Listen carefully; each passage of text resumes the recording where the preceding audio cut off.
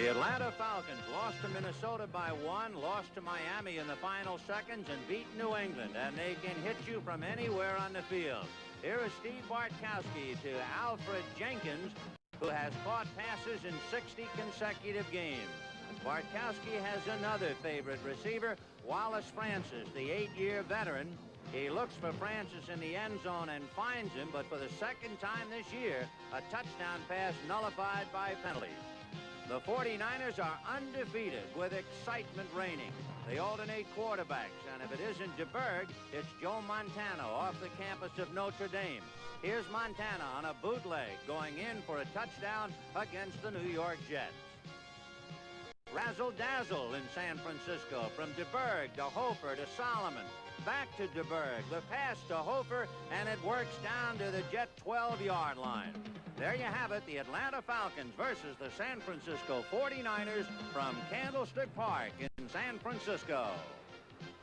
It is a magnificent day here in the Bay Area. It's the kind of day that makes real estate prices go up in California.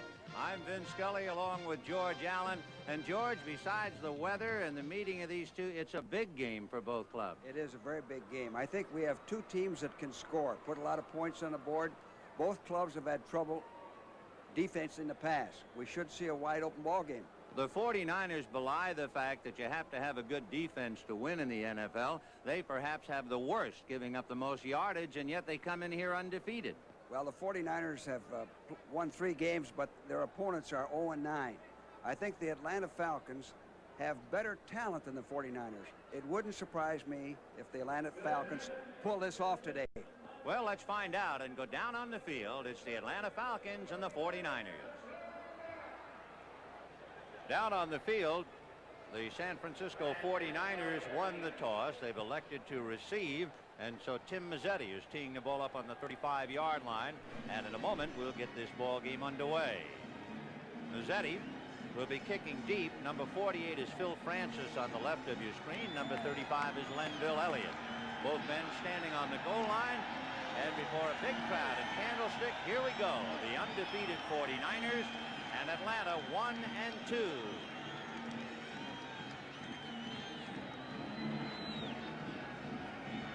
And Mazzetti is ready, and we're off. The kick appears to hang up around the 4-yard line, and that's where Lenville Elliott picks it to the 20 and across the 25 before he goes down at about the 27. Gene Barrett, number 77, was leading the wedge for him. So San Francisco will put it in play, 1st and 10 on their own 27-yard line. There are the fellows who will handle the ball. Clark, Solomon, and Young, DeBerg, and of course Hofer and Cooper are the running backs. The offensive line for the 49ers, Singleton, Ayers, Quillen-Cross, and Farnhorst. So in the first play, they send James Owens wide left. Freddie Solomon goes wide right. And DeBerg is going upstairs right away. And a flag on the play. James Owens caught the ball. He was hit by Kenny Johnson. And they're going to pick on Johnson, of course. He's a 5th-round pick, a rookie this year. Right, Ben, good observation. Johnson, 37, was laying off. He was playing deep, and right away DeBerg went after him. It was a good throw and a good catch. It'll be interesting to see how the Falcons compensate on defense to help Johnson. First down. You know, Ben, that's what happened in the Minnesota game. Rashad had a field day against Johnson. Well, they open up the ball game. We take another look. DeBerg, and you have to notice 2 things. First of all, no pressure. Secondly, his receiver has gotten his man beaten, and then you see Johnson all over James Owens, who didn't figure to start, but he's in there. Jimmy Robinson is banged up. Solomon goes right and Owens goes left, and it's a quick out, and Owens made the catch, and I think he was fighting the glare a little bit. Once again, Kenny Johnson on him, and he downs it at the 45-yard line. So that means on 2 plays, James Owens is 2 for 2. Meanwhile, the defensive line, a 3-4 with Yates, Zealy, and Merrow up front for Atlanta. Richardson, Kuykendall is banged up, but he's starting with Curry and Williams at the linebacking spot. Lawrence, Johnson, Reed, and Pridemore. So DeBerg from the 46-yard line. Here's Paul Hofer. Randy Cross is blocking, and he picks up the first down going across the 40. And by the time Buddy Curry knocks him down, Randy Cross, throwing the good block, led the play for the first down. Well, they will spot the ball at about the 37. A good call. Here's probably the most underrated football player in the NFC, Paul Hofer. Good runner, good blocker, good receiver, doesn't make mistakes. Underrated football player. So the 49ers started on their own 28-yard line, and on a couple of plays they have moved it to the Atlanta 37, and they have it 1st and 10. And look out this time as Frank Reed came in to put the slug on him. Well, Reed, a 5-year veteran. You mentioned earlier no pressure on DeBerg. You're not going to get much pressure with a 3-man rush. That time they dogged the strong safety from the backside. This is a perfect call. Usually you get a fumble on this. Play action, looking away. DeBerg did a good job hanging on to that football. Good call by the Falcons defense. So it is 2nd and 19 for Steve DeBerg. Remember, DeBerg has a nerve problem with his vocal cords. He's wearing a power pack and a microphone. Getting protection and overthrows Freddie Solomon, for whom it was intended. Frank Reed was defending. Let's look at DeBerg. You might be able to see the microphone. It's on the lower bar of his face mask, and if you notice, he looks like he's starring in The Hunchback of Notre Dame. That's the power pack with the amplifier, and he claims that it hinders him in the very early going, and then after a couple of minutes he's accustomed to it. Last week they made believe he had technical problems, brought in Montana, who bootlegged for a touchdown against the Jets. Smart football, good strategy. Dwight Clark now goes wide right, and Freddie Solomon is left, and both backs release. And DeBerg intended for his man Paul Hofer coming out of the backfield, and it's no good. In talking about passes to Hofer, you know, he has 22 catches and leads the NFL in receiving yardage, so you'll always be looking for DeBerg to Hofer. Jeff Merrill deserves credit for that. He put pressure on DeBerg, made him throw the ball, backing up before he was set. So now the barefoot boy, Jim Miller, kicking it away down to the right side, and little Reggie Smith is going to make the reception at the 10. He's only 5'4", and the little guy is lost in a crowd, and they finally run him out of bounds just shy at the 34-yard line. And it was Willie Harper who pushed him out. There he is, the smallest man in the NFL, Reggie Smith, 5'4", but boy, he can go. No score early in the first quarter. If you had driven along this street just a few years ago, the cars would have been very different. But now, more and more people are driving cars like the Honda Accord 4-door sedan, with room inside for 4 adults and their possessions. It's a true sedan in every sense. In fact, the Accord 4-door is one of the most successful front-wheel drive sedans in America. Simple proof that society has outgrown the big sedan. Honda, we make it simple. Light beer, Mr. Monaconti. And I switched to natural lights. You switched from that other light beer? Yeah, I think natural lights got the taste that leaves them all in the backfield. You bet, and there's nothing artificial in this less filling beer. It's made with only natural ingredients. The real point is taste. Besides, since I switched to natural light, I'm making a name for myself. Hey, Nick Bonaconti! Where? I know him. Natural light. Taste is why you'll switch. With 12:43 left to go in the first quarter, San Francisco started on its 28, got to the Atlanta 37, but eventually went backwards, and now it's the Falcons, 1st and 10 on their own 34. Bartkowski with the second man, that's Lynn Kane, and he gets about 3 before he is buried.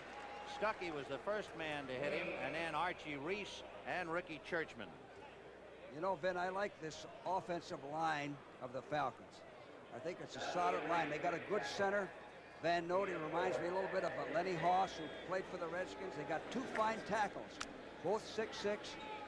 I don't think there's a club that has 2 better tackles than the Falcons. So here comes Atlanta. It is 2nd and 6 for Bartkowski. This time it is William Andrews, and Andrews spins out across the 45, picking up the first down. Andrews, the 2-year man out of Auburn, who gained over 1,000 yards in his rookie year, but he's been pretty quiet so far this year. He's quick. 57, overran the play, bunts. Andrews picked a hole and cut back. I like the ability of the Falcons' offensive line to come off the ball and run first before you start throwing the football. 1st and 10 Atlanta on their own 48-yard line. Bartkowski looking left, dumps it off to Andrews, but the Niners read the play. Willie Harper went out wide with him, and then Jimmy Webb made the tackle and brought him down. Willie Harper, number 59, is playing good football for the 49ers. Had a good year today. So they picked up a yard. As you see the linebackers, Harper, Buns, and a rookie, Bobby Leopold. And you know, the reason they could get rid of Hollywood Henderson is because Leopold has developed. Or as they called him up here, Holiday Henderson. So it is 2nd and 9 on the Atlanta 49. Andrews, the sole setback behind Bartkowski. Kane out wide left. Bartkowski throwing to his man Jenkins, who takes a pop from Charles Cornelius, but he picked up the first down at the San Francisco 40-yard line. Well, watch the 49ers dog. Bartkowski stayed in there, delivered the ball. Jenkins stayed with it, made a good catch. By the way, for Alfred Jenkins, he has now caught a pass in 61 consecutive games, and he did a good job of holding on to the ball because Charles Cornelius hit him with all his syllables. 1st and 10 on the San Francisco 40. William Andrews gets to maybe the 35.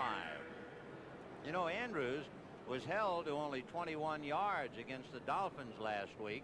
That's the lowest yardage total in his young career, so he's coming off a poor game. And you know, when they drafted him, he was primarily a blocker in college. Last year he got over 1,000 yards. Andrews and Kane give them a complete backfield.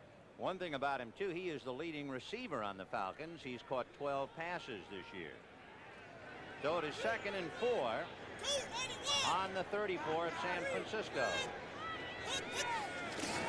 Bartkowski going to the right side to Jenkins again, and they box him in with Charles Cornelius and Bobby Leopold, and they knock him out of bounds at about the 26-yard line. Well, Cornelius, 21's playing the left corner because of an injury. He's playing a little bit loose.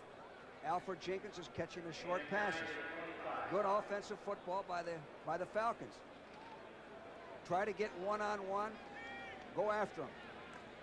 Jenkins is an example of another guy that's too small, you think, to play football. All he does is make big plays. He's 5'10" and 172. Alfred Jenkins, 1st and 10 Falcons on the San Francisco 25-yard line. There goes William Andrews, slowed down as he got to the line of scrimmage, and with a little burst picked up a couple of yards. It will be interesting to see if Andrews has a pretty good running game, and we should point out that so far this year, San Francisco has proven the best defense is a good offense. The 49ers have allowed more total yards, 1,196, than any other team in the NFL, and yet they're undefeated. But as we said at the top of the show, this is the best ball club the 49ers have played. The Falcons have good talent. 2nd and 7 on the 22. In motion is Lynn Kane to the right. Play action fake to Andrews, and the pass is to Junior Miller, and he is belted by Hicks. Junior Miller is that great young tight end, but Hicks came up, Dwight Hicks out of Michigan, and jarred the ball loose. Well, good coverage by Hicks. Junior Miller didn't have a chance. Here we see it. Fakes the play action. Junior Miller's running what we call a seam pattern. Never had possession of the ball. He has the speed to go deep. His speed and receiving will help Alfred Jenkins, 84, and Francis, 89. So from the 22-yard line, it is 3rd down, 3rd and 7. And Bartkowski deep in the end zone, no good. Intended for Alfred Jenkins. Defending was Charlie Johnson. Well, he had him open. Bartkowski, a very deep threat with Jenkins, especially because Jenkins is averaging 28 yards a catch. That's second to Billy Sims of Detroit. He had the protection. He had him open. Good coverage, pretty good throw. So 4th and 7, and Tim Mazzetti, who is 5 out of 6 in field goals. He's had 1 block, and that was a 50-yard kick. John James will be the holder. Mazzetti with different colored shoes, as you can see. The spot at the 30-yard line, and the 40-yard field goal effort is good. So Atlanta gets on the scoreboard. And in the early going of the first quarter, we have 7 minutes and 58 seconds, and it looks like each team can move readily against the other. And Atlanta on the scoreboard, 3-0. When Ronald Reagan speaks of the good old days when he was governor of California, there are some things he does not mention. For example, he increased state spending by 120%. He brought 3 tax increases to the state. He added 34,000 employees to the state payroll. The Reagan campaign is reluctant to acknowledge the accuracy of these facts today. But can we trust the nation's future to a man who refuses to remember his own past? Re-elect President Carter on November 4th. It was Mercedes-Benz that produced the world's first production diesel car. The first 5-cylinder diesel car. This 200-mile-per-hour diesel car. The first turbocharged diesel car. And the world's only 3,000-mile-per-gallon diesel vehicle. For 1980, only Mercedes-Benz can apply all that expertise to these diesel cars. Mercedes-Benz, the pioneer in diesels for 44 years. Live, Pedroza and Lockridge for the WBA featherweight title. Plus, highlights of the Acapulco Cliff Divers next Saturday, 3:30 Eastern on the CBS Sports Spectacular. Tim Mazzetti kicks a 40-yard field goal to give Atlanta a 3-0 lead. George, what about the play selection 3rd and 4? Atlanta went for a touchdown pass. Do you like that kind of a call? I always like to get the first down and then go from there. Keep the drive going rather than kick it. Here's Linville Elliott taking it on the 3-yard line. He's out to the 15, and down he goes at about the 18-yard line. So Elliott making the return. The first man to hit him was Glazebrook. And there he goes, Bobby Glazebrook. So San Francisco will put the ball in play just shy of the 20. They'll spot it at the 19. Friends, this telecast presented by authority of the National Football League, intended for the private use of our audience. Any rebroadcast or other use of this telecast without the express written consent of the San Francisco 49ers and the National Football League is prohibited. So 1st and 10 on the San Francisco 19. DeBerg at the controls. Cooper in front of Hofer out of the eye. Play action fake to Hofer. They try the right side. No. Let's see if the reception is made. It was Dwight Clark who made the catch. Clark is a very handy guy. He's coming off a big day last week against the Jets. He caught 7 passes for 70 yards and 2 touchdowns. You know, Ben, that was a play action pass. The Falcons defense is playing pass every down. The linebackers, the strong side linebacker, Williams, number 58, was off the line. Usually you have him right on the line tight to play the run. The deep backs, the corners are laying off. So if the 49ers run the football, I think they can have some success. You know, one thing we know about Dwight Clark, you can see he just missed a first down. Not only has he scored 2 touchdowns and coming off a big game last week, we know he's a winner. They tell us his girlfriend was elected Miss USA. Talking about winners. Houston just knocked off Cincinnati 13-10. So it'll be 2nd down and about a foot for San Francisco. The ball just at the 29.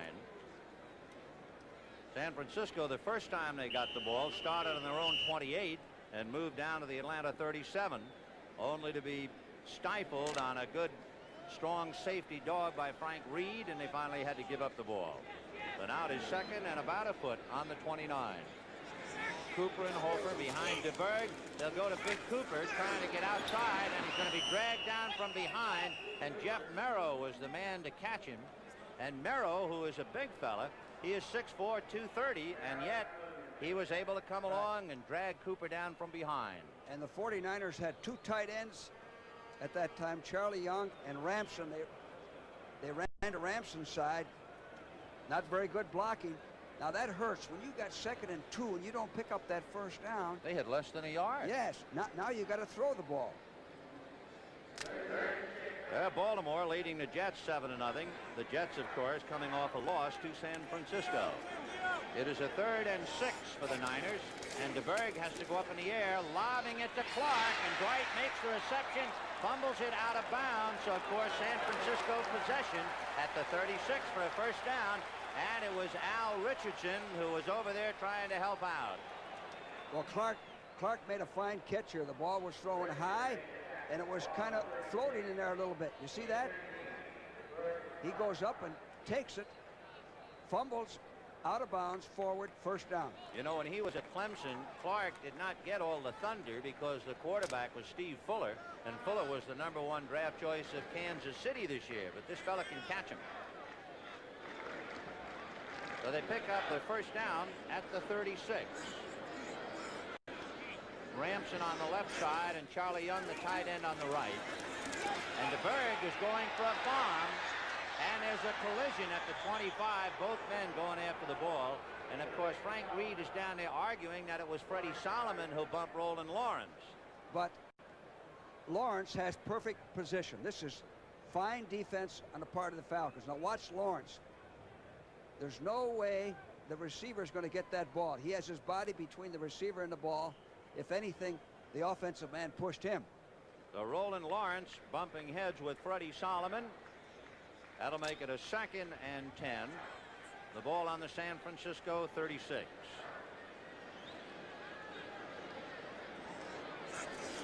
They'll try Hofer. He gives it to Solomon. And on the end around, Solomon getting away from tacklers, gets up across the 40 to about the 43. Well, the only thing different about that from last week, Solomon didn't give it back to DeBerg. And DeBerg was back there setting it up. That type of play keeps the defense honest. You never know. You can't leave your pursuit lanes or leave your position too soon when they run a reverse or any type of gadget. Now watch DeBerg come back. See DeBerg 17. He's in a position to get a lateral and then throw a forward pass. By the way, Solomon then was a quarterback in college. He can throw the ball. We might see him throw the ball. That's right, because San Francisco under Bill Clark with a wide open offense. Cleveland talking about wide open, leaving Tampa 34-20. So it's a 3rd and 3 for DeBerg. And he finds his man Charlie Young, the tight end, who picks up the first down and goes out of bounds at the San Francisco 47. Joel Williams riding him across the chalk. And Charlie Young, 86, is a fine football player, has a good attitude. This was a good trade Bill Walsh made. They needed the tight end that could go deep, a big target, who can also block, and Charlie Young has made this ball club much stronger. So San Francisco started on its 19. They've worked the ball out to the 48-yard line where they have it 1st and 10. Second man is Paul Hofer, and he gets across midfield, maybe right at the 50-yard line. Hofer is a workhorse. Among other things, he is a hard-nosed back. He leads the NFL in receiving, and you always have to watch him at the other end of a DeBerg pass as well as his running. So it'll be 2nd down and 8 from midfield. It is 3-0 Atlanta. We have 4 minutes and 25 seconds left in the first quarter. Clark goes left and Solomon goes right. DeBerg stays in. Now releases to Hofer, and Hofer is tripped up at the last minute by Roland Lawrence, and that was a good play for Lawrence to see him releasing his block and coming out of the backfield. That was, and he had quite a bit of time to throw. He wanted to go downfield. Watch this. Pretty good protection. Now he steps up, tried to step up, got the ball off to Hofer and prevent a sack. By the way, the 49ers send in all their plays through Sam White, who's doing a fine job here, to Montana. Then Montana signals the plays to DeBerg. That's how they send their offensive plays in. Well, it'll be 3rd and 9. They actually lost a yard on the San Francisco 49 on a draw to Earl Cooper. He's across the 45. Wilson Fomina, number 74, hooked him with an arm, and the rookie linebacker, Buddy Curry, knocked him down. Earl Cooper is a study, a rookie out of Rice, and they expect him to be in the mold of a Muncie and a Foreman. I like him, Vin. He is a football player. I can see why they could trade Jackson to the Redskins with a guy like Cooper around. Now, Jim Miller, the rookie from Mississippi, who has kicked so well. Look at that one. And a fair catch by Reggie Smith. That thing went right out of your screen. Marvelous. 5.0 hang time. Anybody in this ballpark, for the most part, can run a 40 in 5 seconds. This kid out of Mississippi can kick either barefoot or shoe. 4 years, never had a kick blocked. He has averaged 43 yards a punt. Atlanta 3, San Francisco nothing. Now, Zenith System 3 is more. Superb picture. And more. Now, System 3 offers you the PRP circuit. It gives you 25% more picture sharpness. System 3, 25% more sharpness, more detail. Zenith, we're moving television into the future. Oh, what a feeling. Lean and clean, symbol of the Toyota Celica. Celica, lean and clean and a little bit mean. Aerodynamically styled to let the wind glide over its surface. Carefully engineered for the 80s to give amazingly precise performance. The Toyota Celica, because a lean, clean machine is a very good feeling. Oh, what a feeling to drive Toyota. Wednesday, the television premiere of Fugitive Family, starring Richard Crenn and Diane Baker, running from the mob. Their daughter's romance threatening all their lives. Fugitive Family, Wednesday at 9, 8 Central and Mountain. We have 2 minutes and 56 seconds left in the first quarter. Atlanta on a 40-yard field goal by Tim Mazzetti, leading 3-0. St. Louis leading Philadelphia. What a shocker. O.J. Anderson has scored twice, and they're leading 24-7. First and 10, Atlanta on their own 20-yard line. And a draw to Andrews, and he's out to the 25-yard line. Dewey McClain finally hit him. You know, check me on that. Bobby Leopold, the rookie. You know, Vin, Andrews' best plays are quick hitters, right up the gut, right up the middle. Now, this is a lead draw type of play with switch blocking where the guard comes around and gets the middle linebacker. But he's at his best when he's hitting straight ahead, right up the middle on quick hitting plays. Well, he just picked up 6. It is 2nd and 4 from the 26-yard line. The Falcons go slot left. A draw, but this time a collision in the backfield, and now he's still on his feet across the 30 as Andrews to about the 32. Well, that shows good leg drive and good balance. He was hit for a loss. Watch this. Fine defense by the 49ers, good penetration, but nobody locked up their arms. He bumped into his own man, Dave Scott, and finally got away from Scott. That was Scott number 70, and he gets back up and makes it a rather successful play as he picks up the first down. 1st and 10 on the Atlanta 32. Jenkins wide left. Bartkowski is going to dump it off. They set up a little screen, and there goes Andrews out across the 35 to about the 36-yard line. Danny Bunds was there to make the tackle, and also over to cover was Archie Reese. You know what we have developing here, Vince, so far, the Falcons have shown they can run on the 49er defense. Now that is going to help Bartkowski, no question about it. Also, Bartkowski is an improved quarterback this year. I like what he's doing. He's getting rid of the ball a little quicker. He's never been a mobile quarterback, but he's moving around just enough to bother the defense. Lehman Bennett watching his young protege at the quarterback position. 2nd and 6 on the 35 for Atlanta. In motion is Wallace Francis. They give it to Lynn Kane. Kane cutting inside behind the block and gets shy of the 40-yard line. And again, it was Dave Scott leading the parade, and Dan Bunds, number 57, making the stop for San Francisco. Ben, you mentioned Lehman Bennett. They've lost some tough ball games. They could be 3-0 very easily. Very easily. Willie Harper, the linebacker on the left side for San Francisco, is shaken up, and he has to come out. Keener Turner has to come in for him. The offensive coordinator sending signals in for Atlanta, where it is 3rd and 3 on the Atlanta 39.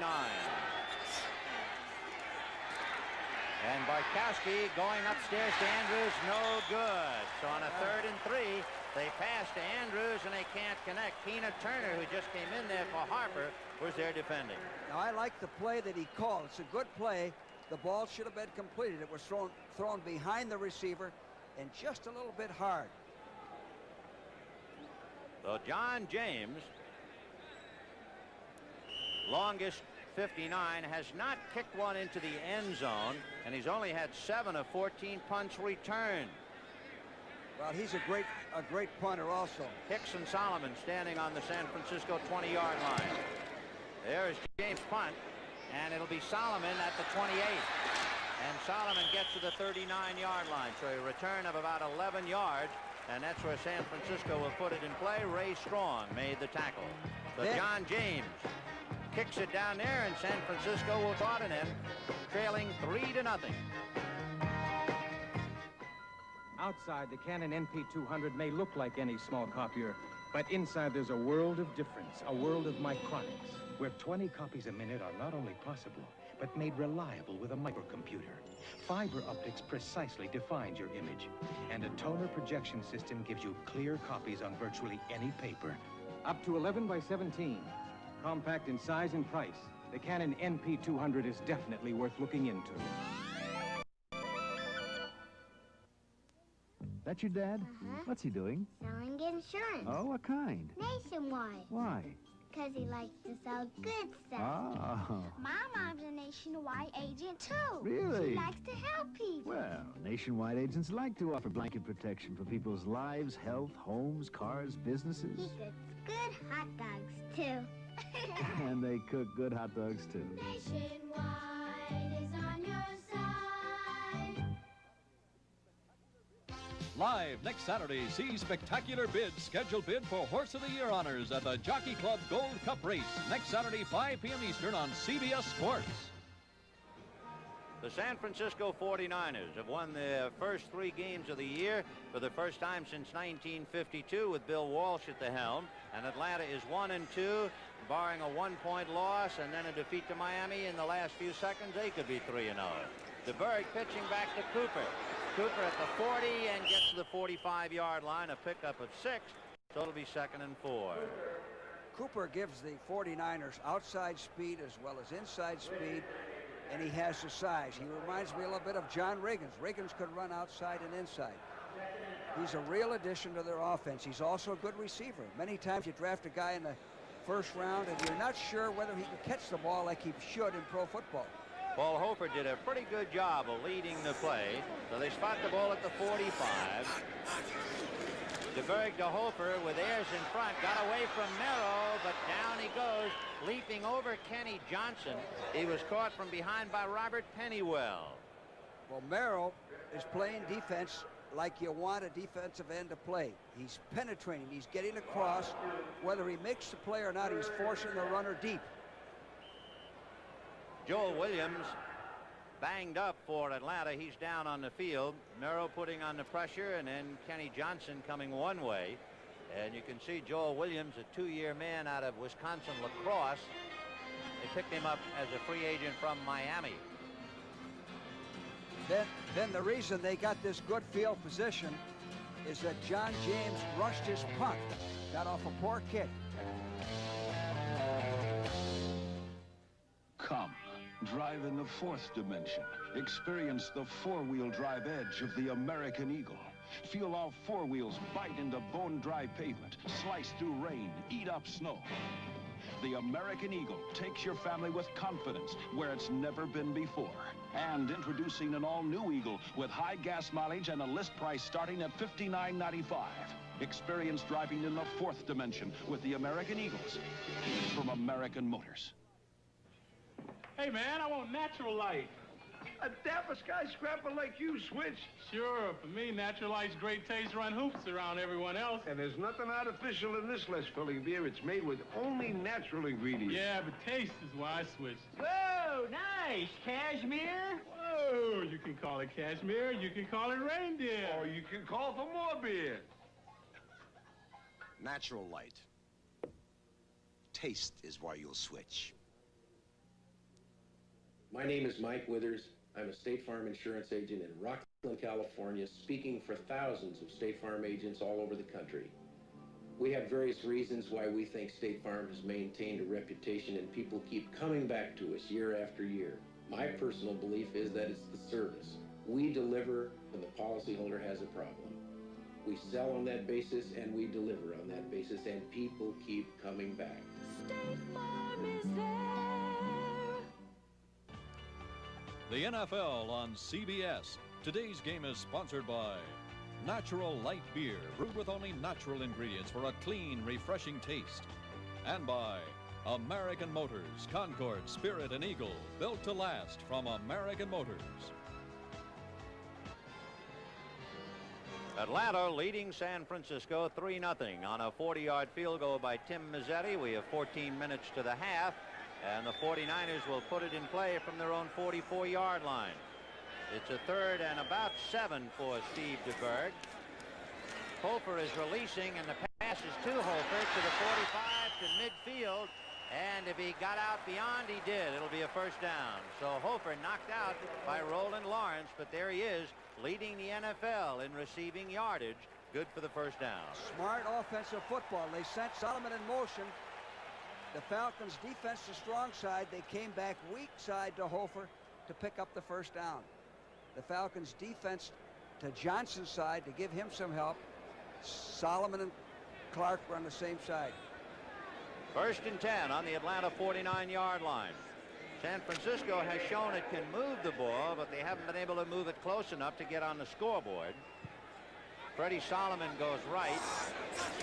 Clark goes left, and DeBerg is going in the air over the middle. And it's to Freddie Solomon. And Solomon getting across the 45. He got out of the grasp of one tackler, and that was Robert Pennywell. And finally, Buddy Curry brought him down. You know, the last time the Falcons saw DeBerg, he went wild with the football. DeBerg threw 54 passes, completing 29 of them. And in that game, it might be well to remember, his leading receiver was Paul Hofer. So he moves it inside the 45. They'll spot it at the 44. It is 2nd down and about 5. In motion is Solomon. And DeBerg all alone finds Clark, and he's inside the 30. So Dwight Clark wide open, and the 2-year man from Clemson holds on inside the 30-yard line. First down. Got another good call. They use motion to change the strength. And it's a delayed pattern by Clark. Everybody clears out. He checks for 1 count and then comes across shallow underneath. DeBerg is now 9 for 12 for 67 yards, and they are sure playing loose. So 1st and 10 from the 27. Solomon in motion left, and DeBerg going to try him again. All alone is Hofer, and Hofer gets inside the 25-yard line. Well, Ben, you know what it is? The 49ers use the short passing game to their backs as a running game. Instead of running the football, the short intermediate passing game becomes their running game, and they do it very well. Bill Walsh has a well-conceived offensive passing game. So the Niners from their own 39-yard line have moved it to the Atlanta 25. It is 2nd and 8. Solomon goes wide right, and Clark is left, with Hofer and Cooper behind DeBerg, and he's going to try yet another pass. And all alone is Hofer across the 20 down to about the 18. That means he hit Hofer, came back and hit Clark, and now he's hit Hofer 2 consecutively. That's 3 of the last 4 plays. And neither pass carried over 8 or 10 yards. His progression there was looking downfield. Everybody was covered, so he dumps it off to Hofer. Now watch his head. He's looking downfield. He pumped the ball there. Nobody open. Hofer runs a stop pattern, 4 or 5 yards. 3rd and 1. 3rd and 1. 2 tight ends coming in. Charlie Young, who had banged up ribs, and Eason Ramson. And DeBerg, who's having trouble being heard anyway with the bad throat, is asking the crowd to be quiet. There goes Hofer, hurtling to the 15-yard line, and the first down.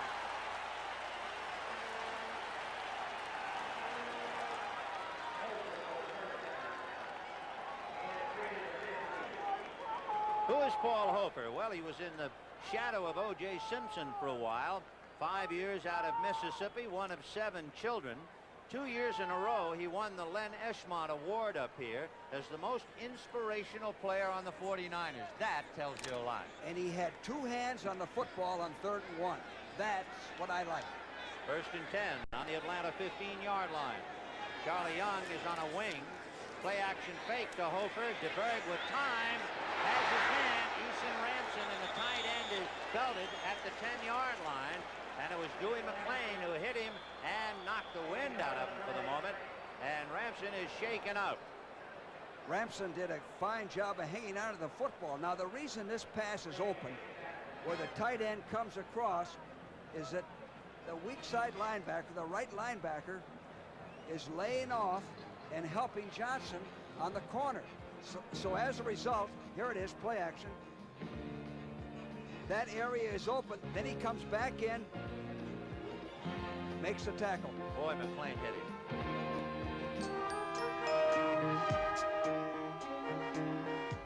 Just imagine if everyone drove a car like the Honda Civic DX, there'd be more room on the freeways.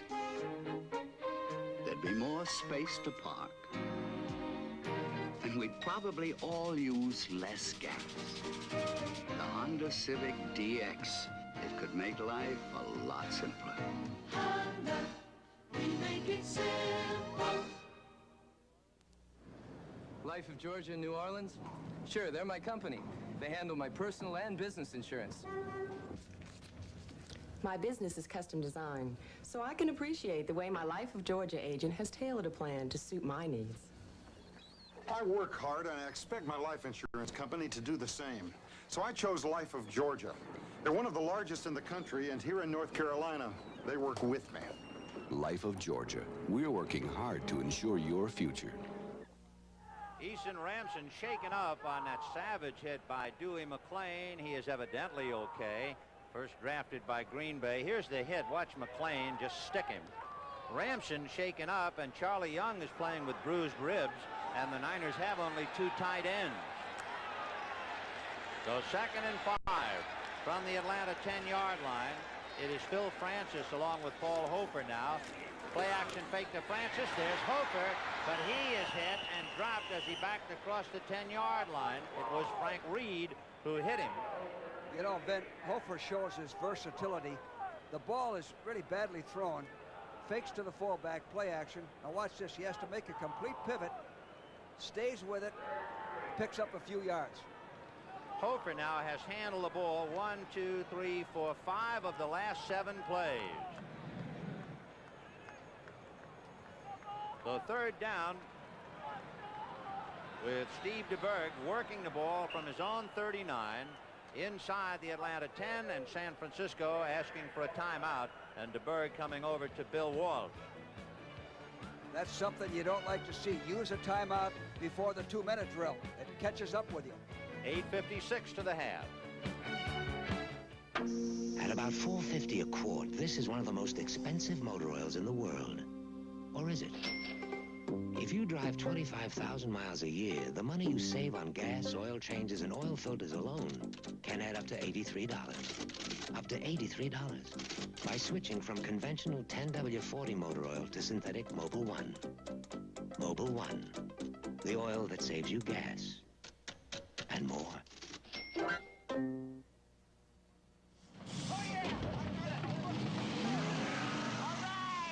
Tried beech nut yet? Sure, years ago. I mean lately. Beech nut's changed. Yeah, prove it. Look, moisture. Moisture on every leaf. No problem with hard sticks or stems. And it's packed with great tobacco taste. Doesn't burn, not too sweet, just right. Now that sounds like my kind of chew. Beech Nut Red and new Beech Nut Green, wintergreen chewing tobacco. Tried beech nut yet? Thursday, Gabe Kaplan stars in the network premiere of a wild comedy of errors, Fast Break, a CBS special movie presentation. Thursday night at 9, 8 Central and Mountain. With a 3rd and 2, San Francisco brings in offensive tackle Gene Barrett, who also doubles as the 3rd tight end, and he has been announced as the tight end. And of course, when he comes in at that position, they figure to run. Ramson is the tight end on the left side. Charlie Young, the third tight end, is on a wing. Hofer and Cooper, and it's Hofer. And Hofer gets inside the 5-yard line, and it would appear as if he picked up the first down. You know, Ben, Bill Walsh would like to carry 3 tight ends. It's really an advantage to have 3 tight ends in situations like this. So if you want to throw the ball, they have to defense that other guy. With Barrett in there, chances are, just as you said, they're going to run the football. I think before the year's over, the 49ers will pick up another tight end. So the ball is just across the 5-yard line. It is 1st and goal for San Francisco. And Joe Montana is now the quarterback. And, of course, he bootlegged for a touchdown against the Jets last week. And he's going to bootleg it now. But he is going to be hit and pushed out of bounds inside the 5. Buddy Curry, Kenny Johnson, Frank Reed, Roland Lawrence, they knew that bootleg was coming. Right. From last week's game against the Jets, they put Montana in, he ran a bootleg. That was a run all the way. No pass. He's got run on his mind all the way. No thought of throwing the football. You can get away with that a little bit, but you better have a balanced offense when you bring in DeBerg. I tried that with Joe Theismann when he was a backup quarterback. It was successful for a while, then after a while they defensed him. Well, it is 2nd and goal from the 2. Lehman Bennett hoping his Falcons can stiffen, and now Steve DeBerg is at quarterback for San Francisco. In motion is Hofer. DeBerg on a roll, under some pressure, and throws it over the head of Charlie Young. Of course, actually, Young was double-teamed, and it might have been an interception. He did the smart thing. Nobody opened. Don't risk an interception. Just threw it up real high. A guy like Young can jump, but of course that's way too high. Safe thing, smart thing to do. There were too many white shirts around Young, so DeBerg throws it away. That makes it a 3rd and goal. Ball just inside the 3-yard line. Cooper and Hofer behind DeBerg. In motion is Charlie Young. They'll try Hofer's number. And some good hits by the Falcons, particularly Kenny Johnson, along with number 27, Tom Pridemore. Otherwise, I think he might have made the plane to the goal, but they hit him and made sure he couldn't make it. Then, here's where the coach has to do what he believes and not listen to the fans. The fans always want you to run the ball or throw the ball and never kick. Now, that last play, they sent Charlie Young in motion. They did that for a purpose, to see how the Falcons would cover Charlie Young. If they sent him in motion this play, they could use him as a receiver for the touchdown. So Bill Walsh talking to Joe Montana on the sideline. It is 4th and goal, and the Niners are going for it. DeBerg needs to waste a timeout again because of the throat problem that he has. The enthusiasm of the San Francisco crowd is actually working against him. That's a tough call for him. It sure is. The way you want that, the crowd should be quiet when you're on offense and yell when you're on defense. There goes another gas station. Are they ever going to stop? The Corolla Tercel, Toyota's lowest priced car, gets such good gas mileage that for some, it could be a problem. I got to stop at the gas station. Why, we haven't had to stop for gas in hours. We haven't stopped for anything. Do you know why I bought this front-wheel drive Toyota?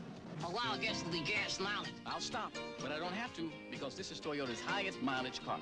And Lester, oh, what a feeling. High mileage. Toyota. Light beer? Make mine natural light.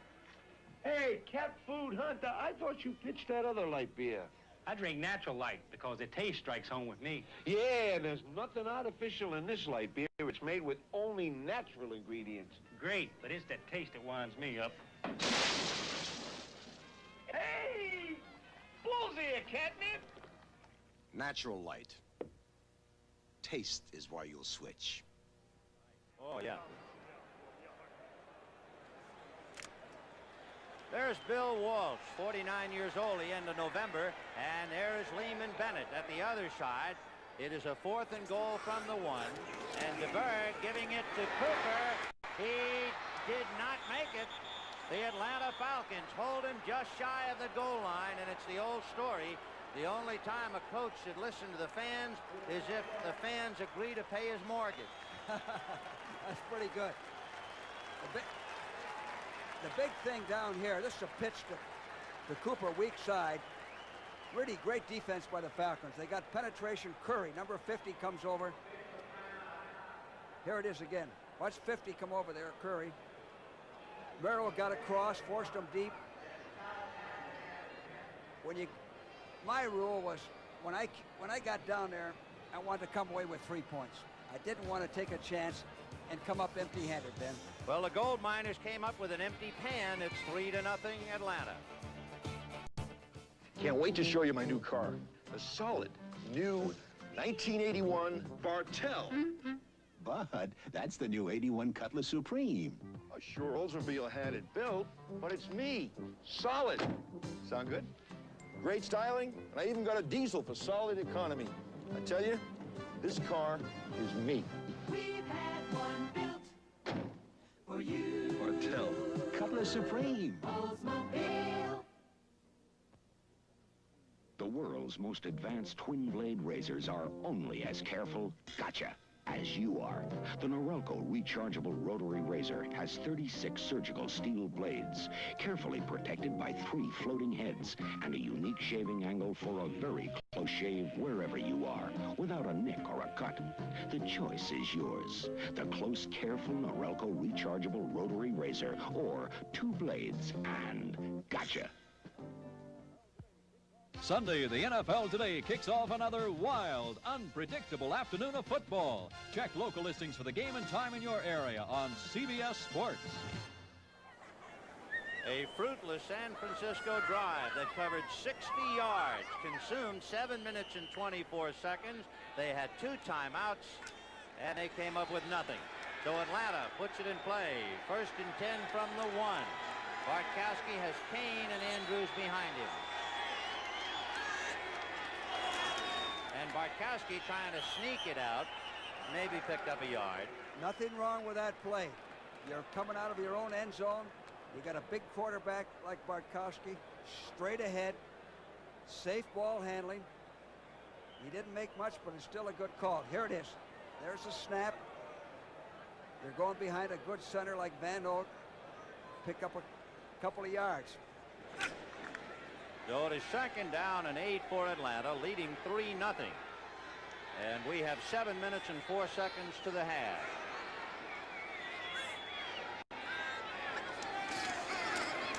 Andrews caught at the line of scrimmage and falls forward for a yard. It was Ted Vincent, number 75, who hit him at the ankles. 6'4", 265-pounder, 3 years out of Wichita State.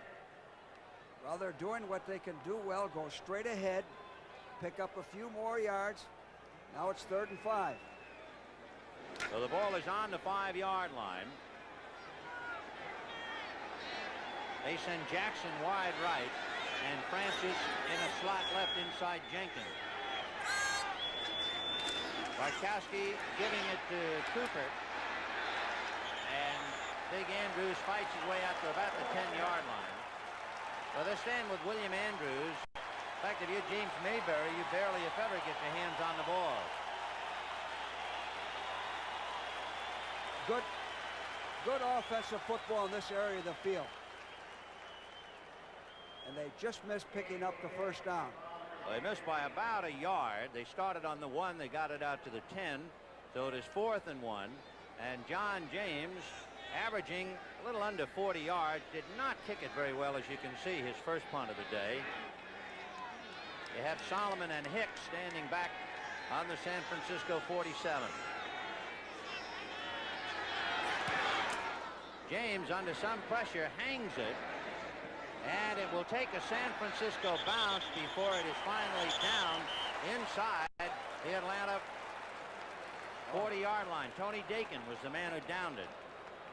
Well, both of James's punts have given the 49ers field position. Now, he's one of the better punters in all of football.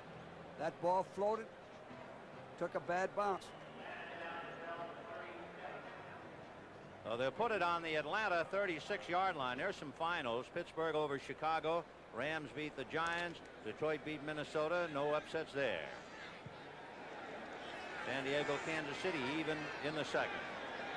1st and 10 on the 36-yard line for DeBerg. Solomon is in motion to the left. And the pass is to Clark, who laterals to Solomon, and he fumbles going out of bounds. So it's Niner possession on the Atlanta 29. Now, Ben, that's the same thing we've been talking about. 37 Johnson is playing about 10 yards deep. You can't see it. Now, he can't cover without any help. He runs a little hitch pattern and then laterals the ball back to Solomon. Johnson comes up and makes the play. Kenny stripped him, but he had run out of real estate. So it is 2nd down and about 3. The ball is just inside the Atlanta 30-yard line. Solomon goes right. Clark is left. Whoa! Ron Singleton, number 67, who is the offensive captain for San Francisco. He just took off. He was rated the most improved offensive lineman on the 49er squad last year. He was a tight end in college, and he was eager to go and went long too soon. Well, what happened there, DeBerg held him at the line of scrimmage quite a while. You can't hold those horses too long there. They're going to jump off. They'll break their concentration.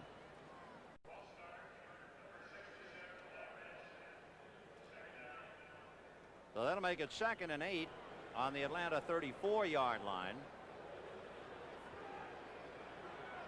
Solomon going left. Clark goes right. And they split Cooper and Hoffer.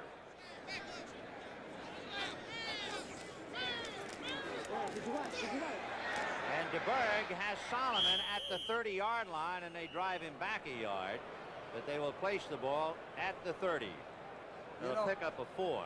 You know, Ben, that's right. Pick up a 4 yards, but they lost 5 on the penalty. When you get field position, you can't make mistakes. That seems like, well, he was just offside. So what? We still have good field position. But when you look back over a ball game, you say, you know, if we weren't offside on that, we would have kept the drive going. We might have won the game. See? Good point. Here's the Falcon pass rush trying to get DeBerg. So far, he has gotten plenty of protection. So it is 3rd and 4.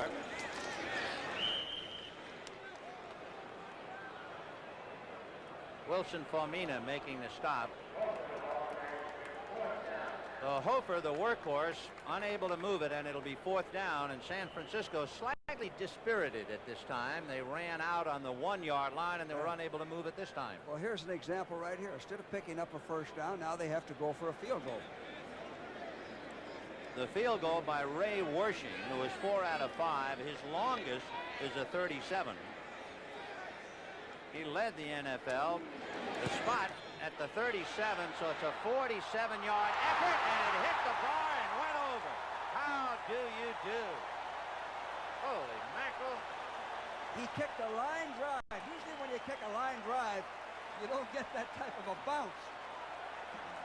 So San Francisco is bewitched, bothered, and still undefeated. And right now they're tied with Atlanta 3-3 on that effort by Ray Wershing. Look at that bounce again. Up and at him. So with 3:53 to go to the half, it's a 3-3 tie on field goals by Mazzetti and Wershing. That's a 47-yarder for Wershing to balance it up. 3:53 to go in the half, and Wershing will tee it up at the 35, and Atlanta will try to make a move. Watch Wershing's reaction as he's rooting that ball to hit the bar and get over. Ho-hum, just another field goal. You know, Ben, number 50 on the 49ers, Tatalo, they picked him up as a free agent. He was with the Eagles. He is a great special team player. Well, Ray Wershing kicking to little Reggie Smith. And Wershing gets his leg into this one, and Reggie Smith will take it at the 2. To the 10, 20, and down he goes. Tight into all 1 of 2. Kenny Times also hit him.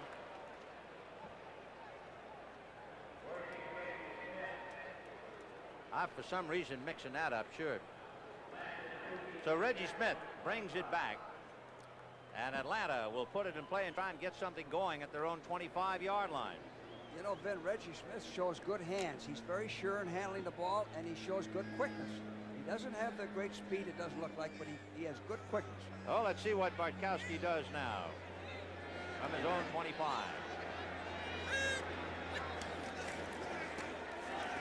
Steve looking to the left side, and he has Wallace Francis, but he is pushed out by Johnson. Hard on that completion to Francis. So it is second down, almost 11. The ball is now just shy of the 25. We have 3 minutes and 6 seconds to the half and a 3-3 tie. Jenkins and Francis come left. Junior Miller on the right side. Bartkowski over the middle, no good, and a flag on the play. Bobby Leopold making contact. Wallace Francis moving across to make the reception, and Leopold, the rookie from Notre Dame, apparently guilty of the infraction. Defensive pass interference, number 52, first down.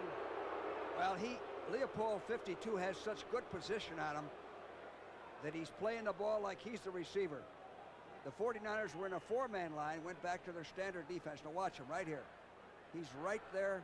Although he didn't play the ball, he tackled the receiver. Here it is again.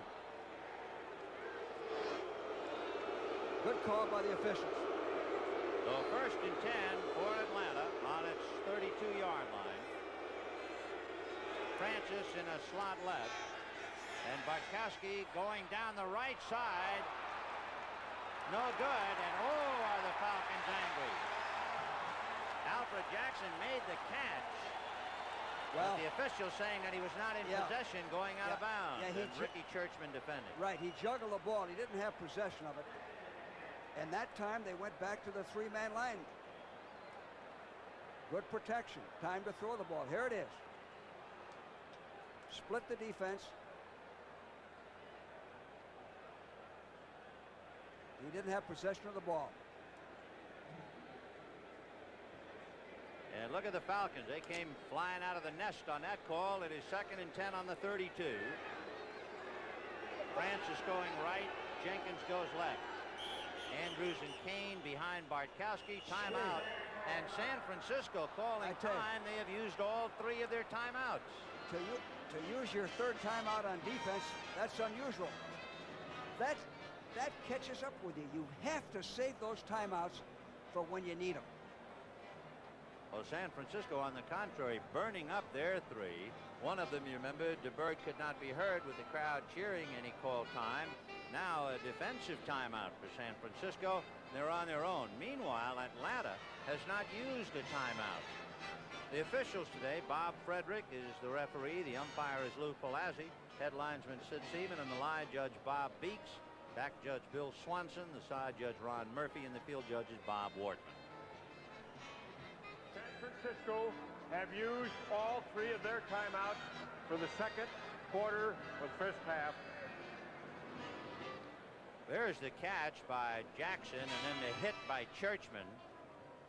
And you can see it's on the ground. Now he's going to pick it up and hold it, and his teammates were furious.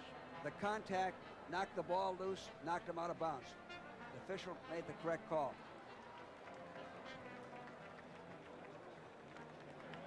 Well, the 49ers are allowed three timeouts. They've used all three. They used two on offense, they used one on defense. So that puts the pressure on DeBerg the rest of the game. He has to play the clock, throw the ball out of bounds to stop it. Second and 10 on the Atlanta 32. Francis comes left, and Jenkins goes right.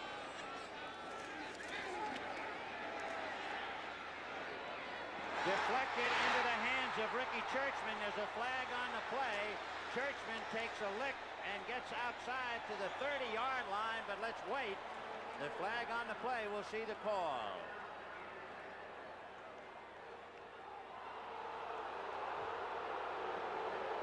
They'll call it back, and we'll see in a moment the interpretation of the flag. It's against the 49ers.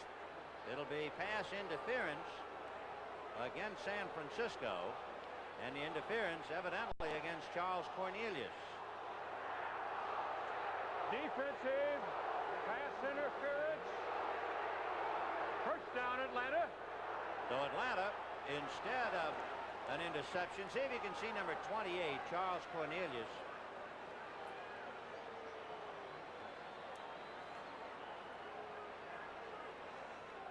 Right there. Yeah.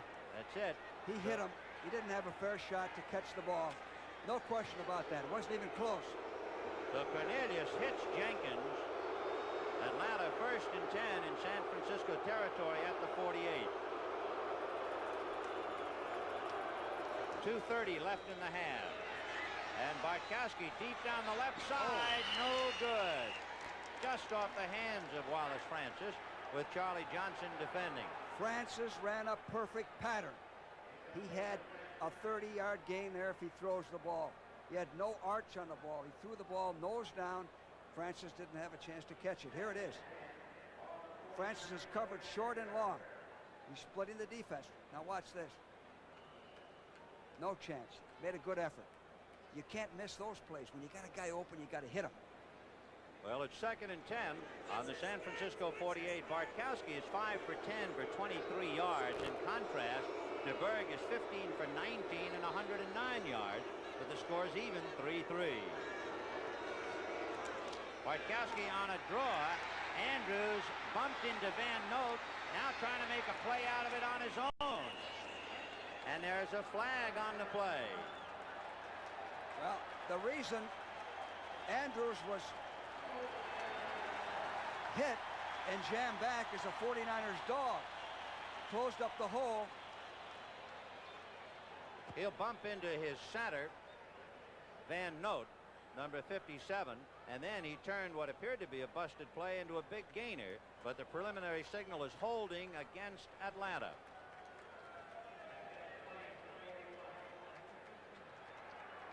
Offensive holding, number 68. 2nd down. So R.C. Thielman is guilty of holding. So after getting a big break on the pass interference call, Atlanta now is turned back by the offensive holding. We have 2 minutes and 14 seconds to the half. The ball is at the Atlanta 42-yard line.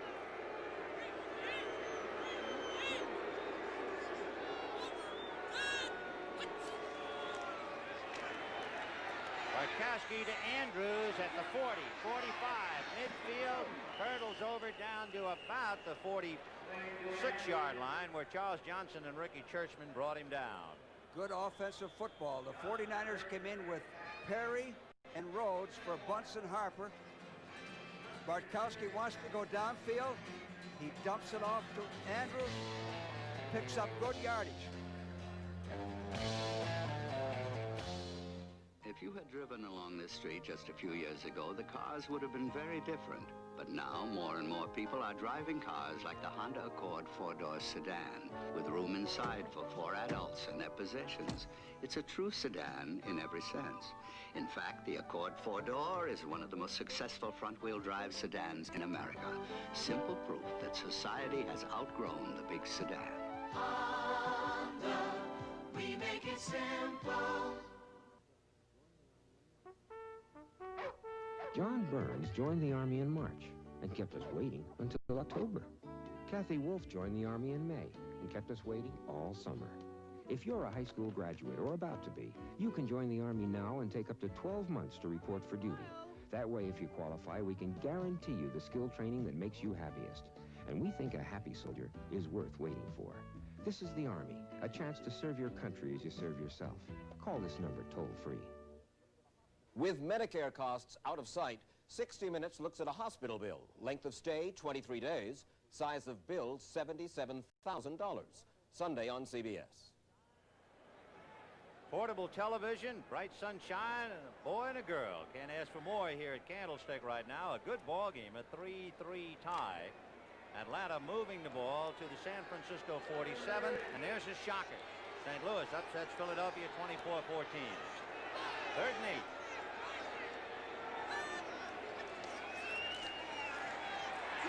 Dog, and he got away from one man but not another.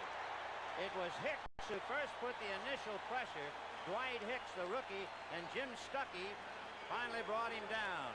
Stuckey, number 79, a rookie from Clemson. First-round pick. Good call. You'll see 22 barreling in a moment. Here it is. There he is. That's Dwight Hicks. You gamble on that, but it's a good gamble. By the way, O.J. Anderson had 151 yards in that upset, Ben. 27 carries. He's a marvelous performer, isn't he, George? He sure is. So it'll be a 4th down for Atlanta. John James standing on his own 30 with Solomon and Hicks, twin safeties, at the San Francisco 15.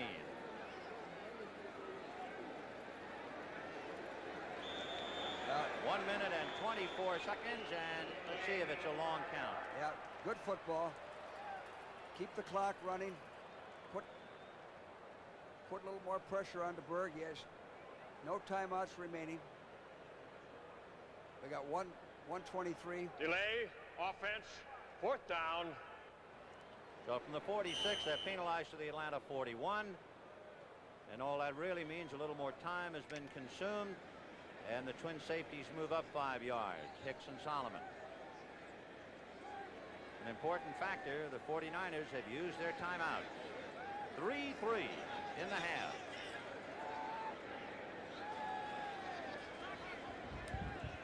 James with plenty of time and gets a good one away, and it'll be Hicks at the 15 to the 20, and maybe got about 3.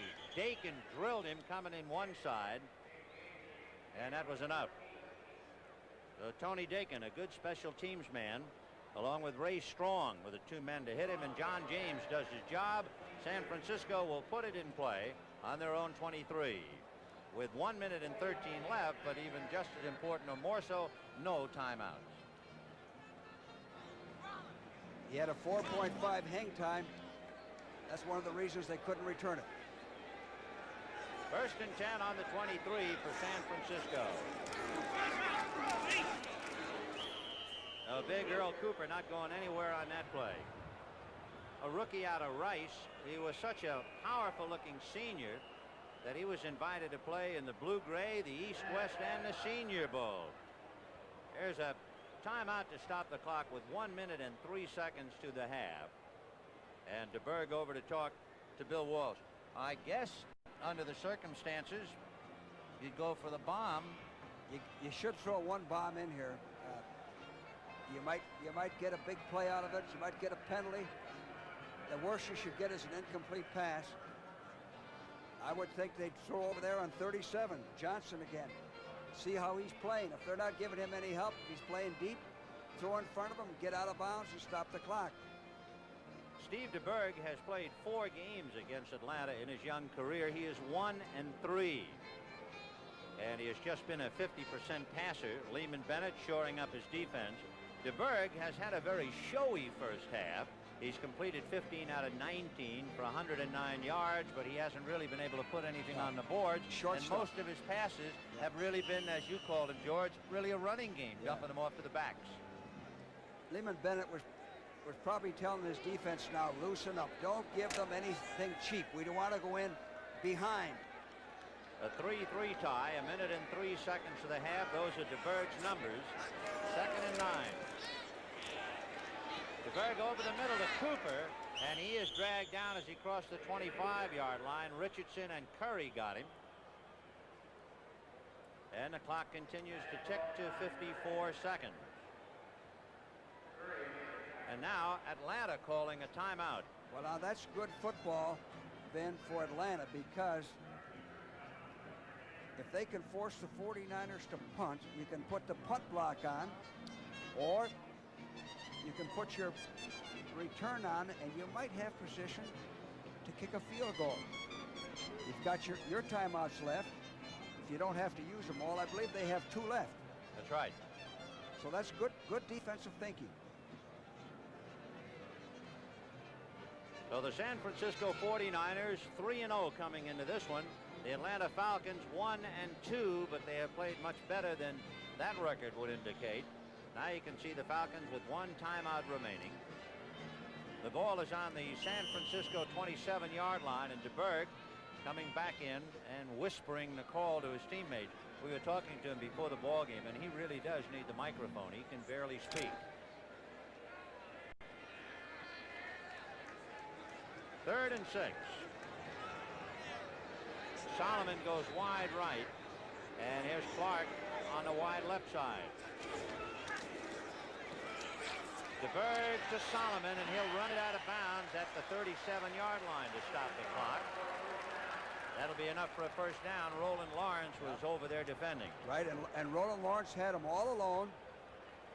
Good offensive football. One-on-one. Get the first down, get out of bounds, stop the clock. You're out of timeouts. They only have 49 seconds to the half. That's all, 49. A 3-3 tie. Mazzetti kicked one from 40, and Wershing kicked one from 47 that hit the crossbar and went over. The motion is Cooper. DeBerg going to Solomon again, and he made the catch and stepped out of bounds before. Good call. The official was right there. Good call. I don't know whether we'll see that again. So Solomon, and now, wait a minute. That preliminary signal was overruled. And they are now making it a complete pass. Let's see if we can see that again. I don't know. We'll take a look. And control of the ball. He was in control at the 46 of Atlanta. There it is. He's right on the sideline. Here he comes, and evidently was in control before going out. Hard to tell. So it is 1st and 10 on the Atlanta 46, 44 seconds to the half. DeBerg releasing to Hofer, and he is crunched as he got across the 45-yard line. Fulton Kuykendall really drilled him, and Kuykendall is shaken up a little bit. You see, Ben, if they had a timeout, they could run the football now. They can't take a chance. They got to throw every down. 22 seconds to the half. Here's Solomon on that catch, but they're going right to live action, so we better stay with that.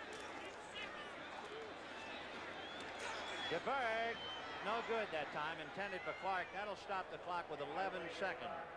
Kenny Johnson there. The ball was throwing low, and Kenny Johnson's got him covered. Here's that play involving Freddie Solomon, where it was ruled he was in control of the ball before going out of bounds.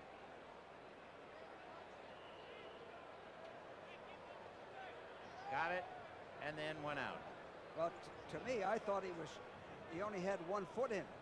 From where we said, it looked like he had just 1 foot in. Didn't have both feet in. So we have 11 seconds to the half, a 3-3 tie. The ball is on the Atlanta 43. Freddie Solomon going wide left. Charlie Young is there. And DeBerg winding up to Clark, who struggles and goes out of bounds at about the 26-yard line. But there's flags. They might have been illegal procedure on the far side of the field. Charlie Young was moving before the snap. They sent 3 receivers to the top side of our screen. To the left side, Charlie Young was in motion. That's what happens when you shake loose 2 tight ends. Eason Ramson was also wide left. Illegal procedure against San Francisco with 5 seconds on the clock to the half. Oh, that hurts, Van. See, that last completion puts them in field goal range. Now they're out of field goal range. The ball will be spotted at the 48. Motion. Number 80 on the offense. 80. 3rd down. Ramson. Yep. So Eason Ramson, along with Charlie Young, was so far away, probably couldn't hear DeBerg. Remember, that's been a San Francisco problem.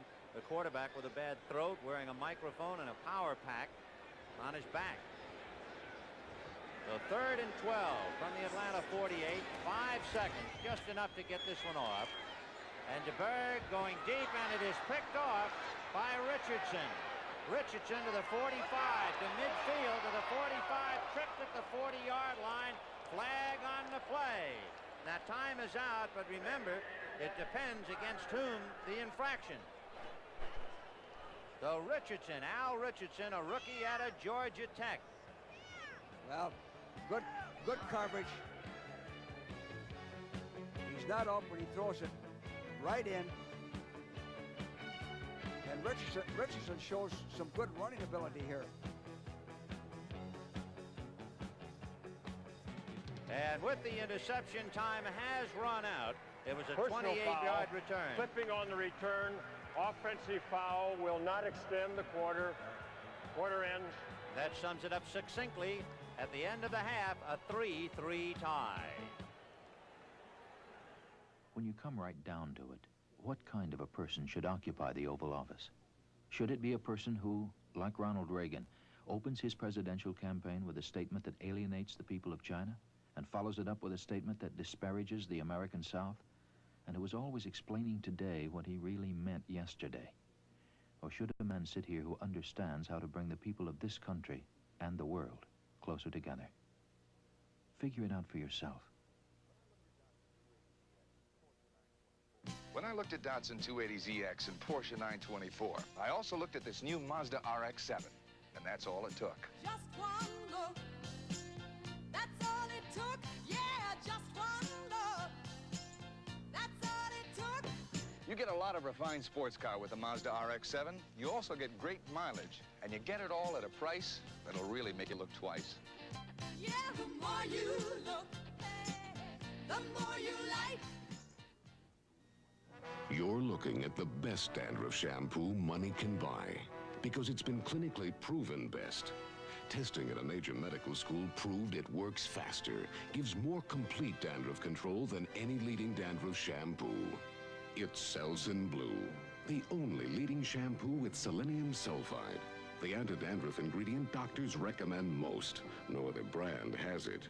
Try Selsun Blue. It simply works best. This is the true story of Fania Fenelon, a singer with all Paris at her feet, until the Nazi terror caged her in a camp where some would do anything to survive, bargain with their gifts, I must wish to please them. and risk their very souls. You'll never know you will. I'm not sure I wish to live.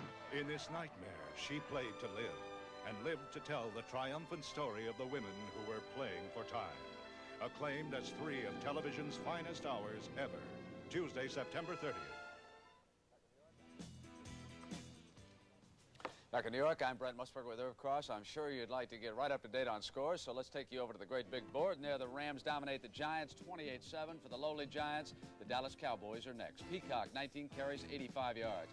Pittsburgh rolls. Jim Smith catches 6 of Bradshaw's passes for 128 yards and 3 touchdowns, 38-3 the final there. Detroit 4-0, their best start since 1956. Sims, 27 carries, 157 yards. Bob Greasy, he's the best relief pitcher this side of Goose Gossage. 16-25 for 241 yards, all in the second half. And here he is, backing up and looking for Duriel Harris. The Saints ahead by 16 at the time, and Duriel gets out of bounds at the 2. Then they go to Bob Lee for the score. And suddenly, the Dolphins were back in business. Delvin Williams then scored the touchdown that put the Dolphins ahead finally. It was 21-16. And then, with just 11 seconds to go, Shula elected to punt on 4th down, even though New Orleans is out of timeouts. But Rich Mounty blocked the punt. And now, with 6 seconds to go, the Saints have got a chance to pull it out. Archie Manning, with his last play, works Harris to the right side of the screen. The pass is on the money. Harris is in the air. He's got it for what looks like a touchdown, but there's the flag. Offensive interference, and let's bring in Irv Cross. Irv, what about the call in that situation? You have to remember, when a receiver gets more than 5 yards upfield, you can't touch him. Apparently there was a defensive maneuvering there where he was shoved upfield and passed out. It's just defensive pass interference. And that was the last play of the game. Back to the scoreboard now. Buffalo rolling along. They, like Detroit, unbeaten. 24-7 the final there. Cribbs out of Auburn carries 30 times for 90 yards. Cleveland beats Tampa Bay 34-27 despite 3 touchdown passes by Doug Williams. Williams is 30 of 56 for 343 yards. Houston, without the great Earl Campbell, who didn't play by an injury, beat Cincinnati by 3. Stabler, 28 of 34. And look at that upset, 24-14. O.J. Anderson went 144 yards in that game, 14-yard touchdown, 37-yard touchdown. Cowboys come back and dominate Green Bay. White throws a 20-yard touchdown pass to Drew Pearson that sealed it away. Now we got some partials. Second quarter, Baltimore 21, the Jets 14. Now these are all games still in progress. Seattle leading Washington by 7 on a 21-yard run by Zorn. San Diego now dominating Kansas City 21-7. Capoletti has scored for the Chargers, 3 yards out. And of course the game you're watching, good defensive struggle. Atlanta and San Francisco tied at 3.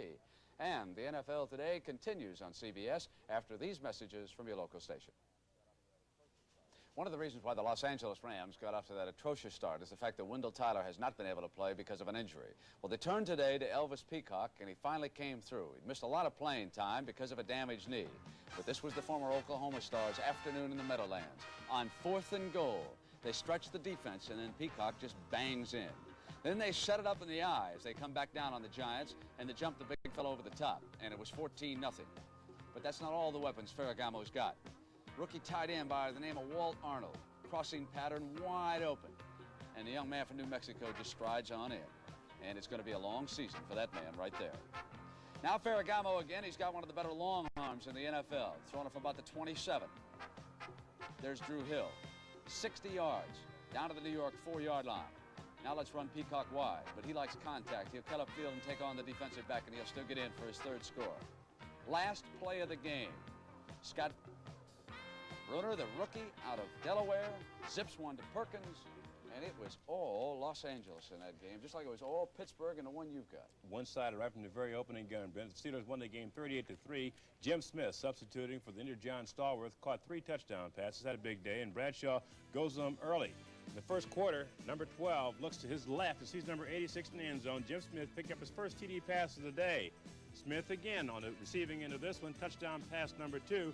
Bradshaw staying with the hot man, goes to him once again. Number 86 picked up his 3rd touchdown pass, 24-3 at that point in the game. Franco Harris on a pitch to his left makes a nifty 24-yard run, setting up a scoring opportunity for the next quarterback. You know, number 18, Cliff Stout, playing his first game as a Steeler. First pass, touchdown to Franco Harris, and his teammates congratulate him. They went on the roll, 38-3. Gary Danielson for the Lions, zipping one now to his tight end, David Hill. It was 7-0 over Minnesota, but the Vikes tied it on this play. Tommy Kramer, Ahmad Rashad, 40 yards, touchdown, Minnesota. But Danielson rallying the Lions, this time going to Freddie Scott for a 5-yarder off a scramble, and it was 17-7 Lions. And then Ray Oldham, formerly the Baltimore Colts, stepped up, picked this pass off for the Lions, dashed in. It was 24-7. How did Billy Sims do? Just fine. For the 3rd time in 4 games as a professional, he busted 100 yards. Here's a 52-yard run, 27 carries, a total of 157 yards. And how sweet it is, Billy Sims. And just how far can the Lions go? I don't know. I think they go all the way to the playoffs. I was out there last week, and they said they have a little theme song. Another one bites the dust. So I guess they did today. But the Philadelphia Eagles suffered their first loss today to the St. Louis Cardinals, and they went down to defeat in St. Louis by a score of 24-14. The Eagles only given up 16 points all year coming in this ball game, gave up 24. And, of course, one of the big guns for the Cardinals is their great running back. But Ron Jaworski, early in the game, goes up top here, and the ball is picked off by number 27, Carl Allen, who rambles along his left sideline and breaks inside as he picked up a couple of blockers, goes 68 yards for a touchdown, setting the tempo for the Cardinals early.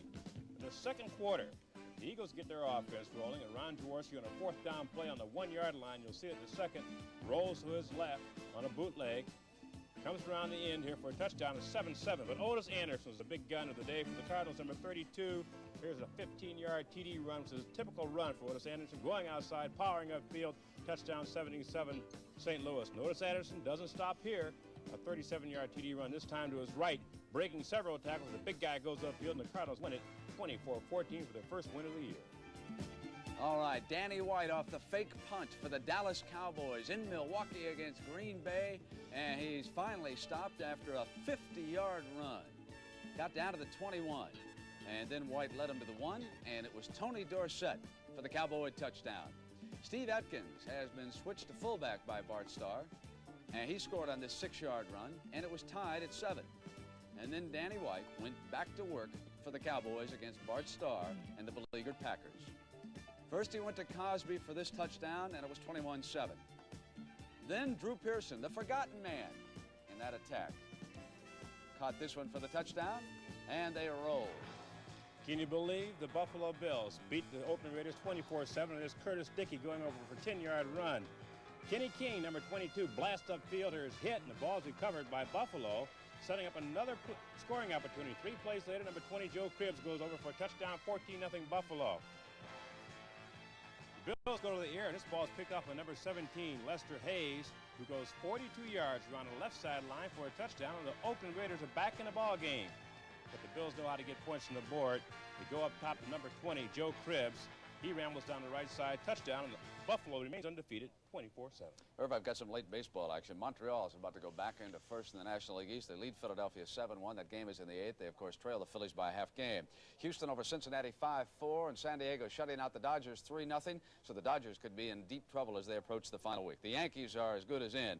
6-5, they lose today to Detroit in 10. But Baltimore can only pick up one game, 5-3. No more doubleheaders left, and the Orioles and Earl Weaver are quickly running out of time. One final note, George Brett off the bench for Kansas City, pinch hit grand slam home run.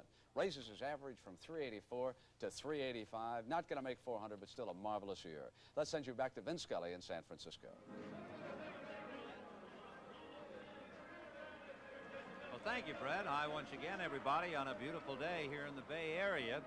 The undefeated 49ers have 3, and the Atlanta Falcons have 3. It was kind of nice, George, for us to watch all the touchdowns being scored, because otherwise we wouldn't know what one looks like. Why do you think that they're in such a stalemate? What's the big number for you? Well, neither team has been able to run the ball. The 49ers have 35 yards running. Atlanta has 48 yards running. The 49ers passed up a sure field goal inside of the 5, didn't make it on 4th down. It's an even ball game. The Atlanta team, as we said, is a better football team than their record. Bartkowski has completed 6 out of 11 for 34 yards. Meanwhile, DeBerg has some big numbers, 19 for 25 for over 100 yards, but neither side getting into the end zone. So as we await the start of the second half, it's the 49ers 3, Atlanta 3. And we're just a minute or so away from the opening kickoff of the second half. This Bud's for everyone who works, so we can play.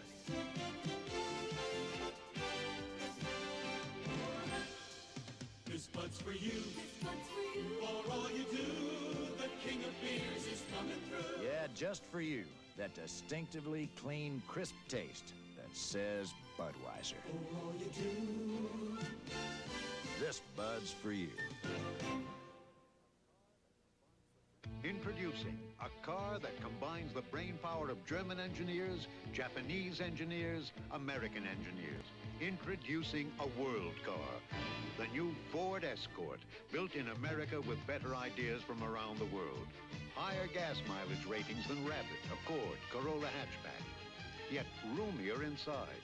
With 4-wheel independent suspension, front-wheel drive, Ford Escort, built in America to take on the world.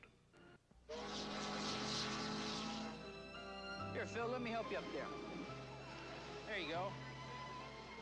Hi, I'm Tommy Myers of the New Orleans Saints. My friend Phil and I are here on a riverboat cruise with other big brothers and sisters in New Orleans.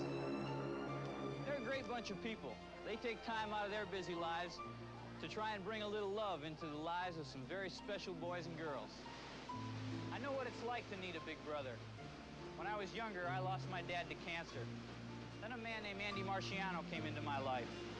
He was there when I needed him, to bawl me out when I needed it, to lend a word of encouragement when I needed it, a word of love. Andy's gone now, but I'll never forget what he did for me. And I don't think these kids will soon forget what their friends have done for them either. Thanks to people like these, the United Way works here. And thanks to you, it works for all of us, right? Right! The United Way. The preceding message was furnished as a public service by the National Football League. The NFL on CBS is sponsored by Ford Division and your local Ford dealer. Sylvania, makers of Super Set Color TV and a complete line of home entertainment products. And by Holiday Inn, who welcomes you to its people-pleasing hotels.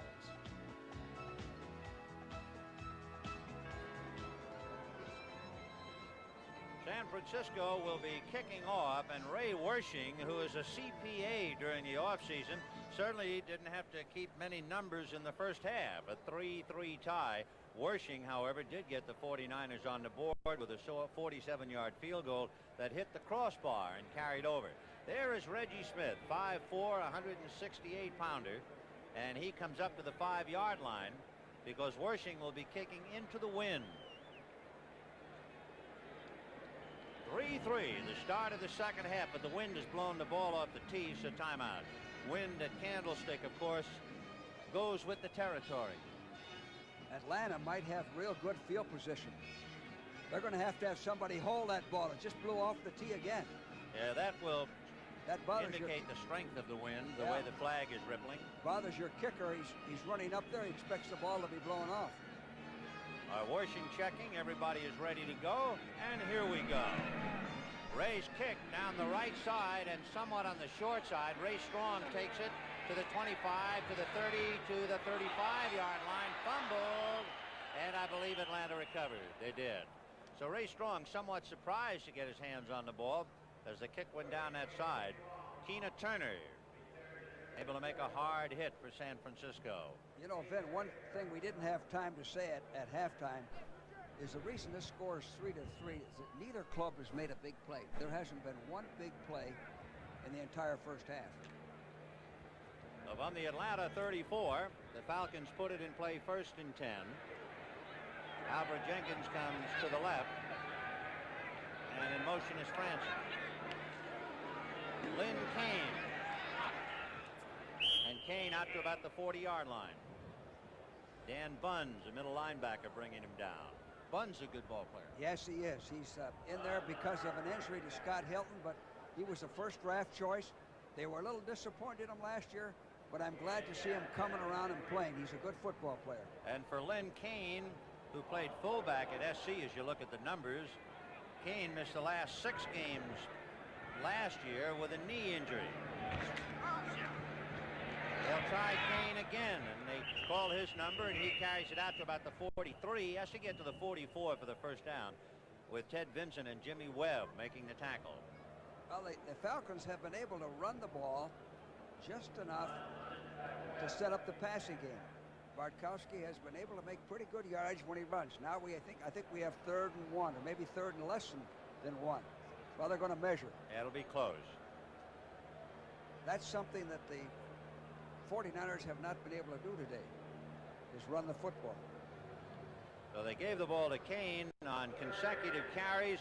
3rd down and about a foot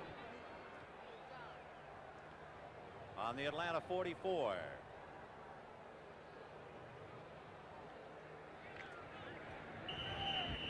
Scott Perry and Ray Rhodes in there on the defense for San Francisco.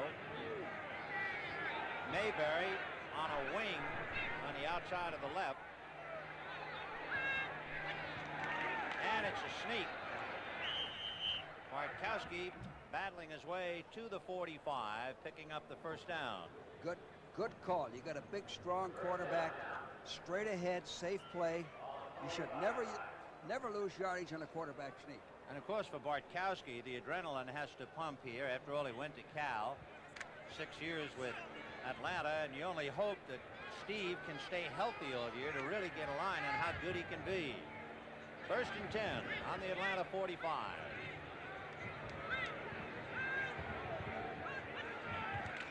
Lynn Kane grabbed from behind and pulled down. Ted Vincent along with Reese and Stuckey finally got him, and he crossed midfield and gets into San Francisco territory. Dave Scott, number 70 for Atlanta, led the blocking. Well, Lynn Kane has been a real addition to this backfield. He's got enough speed to go wide. He keeps those legs driving and picks up some extra yardage. Well, the ball on the San Francisco 48, where it's 2nd down.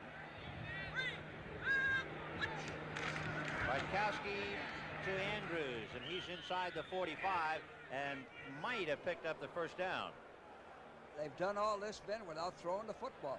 Just keeping it right on the ground, and they picked up another first down. Andrews carrying it, and they will spot it at the 43 of San Francisco. What this does, it cuts down your pass rush. You're thinking run, stopping a run first. Bartkowski was 6 for 11 in the first half for 34 yards. Francis in motion. Bartkowski to Andrews, and he is going to be stacked up as he falls across the 40 to the 39. Ted Vincent was the first of many to hit him. You mentioned Francis in motion. They're using what we I like to call quick motion, short motion, and they're seeing how the 49ers cover Francis. They're setting them up for Francis to come in motion across the field, a short pass over the middle. This time, Jenkins and Francis go slot left. Out of the eye with Kane, the deep man behind Andrews, and there goes Francis. Bartkowski to Lynn Kane. Kane got away from Stuckey, still on his feet inside the 30. Ricky Churchman had a shot at him, and finally Archie Reese made the tackle after he had gone across the 30-yard line. A fine run by Lynn Kane. This is bread and butter football. The hole's jammed up here. He has good vision. He pushes off to the outside. That's Stuckey. And watch him. That's Churchman. Make a miss. Makes Churchman miss. Watch him keep those legs going now. Picks up a couple of more yards. A big play to get the first down. They'll spot it at the San Francisco 28, and they'll try Andrews, and he's inside the 25. Danny Buns at the bottom and Stuckey on top. Your middle linebacker has to stay at home when Andrews carries the ball. Every time he lines up in the fullback position, he slants weak or strong and then comes right up the middle. Now here he is. Watch him going to the right. Now he'll cut back. And unless your middle linebacker stays at home, he's out of position. 2nd and 5 on the 23-yard line. Atlanta on the move from their own 34. Bartkowski to Andrews, and he's open. And Andrews across the 15, and they finally put a pincher on him at the 13. Ricky Churchman hit him to bring him down. Boy, when you do this, you're dominating the defense. Here it is, switch blocking, fast hitting, type of play that Andrews runs well. Right into the hole. Not one pass thrown, Vin. 1st and 10 on the San Francisco 12-yard line. Jenkins left and Francis right. Kane, the deep man behind Andrews. Kane with Andrews blocking. And Kane is tripped up at the 10-yard line. Buns and Churchman again. I formation, quick toss to Kane. 49ers played that pretty well. The Falcons have 2 touchdowns rushing this year, one by Kane and one by Andrews. And since they are grinding the ball down, it looks like they want to go again. Exactly. And we talked about the Falcons' offensive line. They're doing their job. When you run the football like this, you got to give the credit to the offensive line. 2nd and 7 on the 9. Bartkowski with his back split. Francis is left. And he goes to Andrews. Andrews at the 5, and then they drive him back. Coming into this game, William Andrews had averaged a little better than 5.5 yards a carry, even though he had a poor rushing game last week. So far today, 12 carries for over 60 yards, so he's carrying for better than 5 again. Here's a situation I always hated to be in on defense. 3rd and 3. Do you defense the run or do you defense the pass? We usually play it as a pass. So 3rd and 3. The ball is on the 5-yard line. Francis left. Bartkowski to Andrews, and they read the play. Bobby Leopold, number 52, and then Willie Harper, but it was Leopold who hit him first. Well, so the rookie from Notre Dame had the play. What they did, they called a dog. We call it a tight blast. It fills all the holes. They ran a draw. The dog, the blitz, is a beautiful counter for the draw. He barely got to the line of scrimmage. So Tim Mazzetti will be asked to kick a field goal, pretty much of a chip shot. The spot will be at the 13-yard line, the hole by John James. So it's a 23-yard field goal attempt by Mazzetti. He is 6 for 7 this year, and this one is drilled.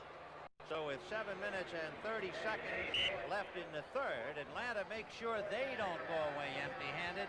They came up with 3. Exactly. Perfect kick, good hold, good center snap. In an independent test, over 1,000 different people were asked. Which TV set had the best overall color picture? More people chose the 19-inch Sylvania Super Set than either RCA or Zenith. This is the 4th year in a row that Sylvania was chosen by the people as having the best color picture. Sylvania may not be the biggest, But a lot of people think Sylvania's got the best color picture. Using this surgical fiber optic camera lens, Prestone Labs is going to show you what weak, neglected antifreeze can do to your radiator after only 9,000 miles. Look at these passages. Rust, corrosion. Continued neglect could clog them and overheat this radiator. Before this happens to you, put in Prestone 2. Prestone has a patented silicone silicate formula that forms a tough protective barrier to lock out rust and corrosion. Prestone 2 and Prestone Super Flush. No wonder we're #1. Wednesday, the television premiere of Fugitive Family, starring Richard Crenna and Diane Baker running from the mob. Their daughter's romance threatening all their lives. Fugitive Family, Wednesday at 9, 8 Central and Mountain. That lengthy drive by the Atlanta Falcons, they went 66 yards, took half the quarter.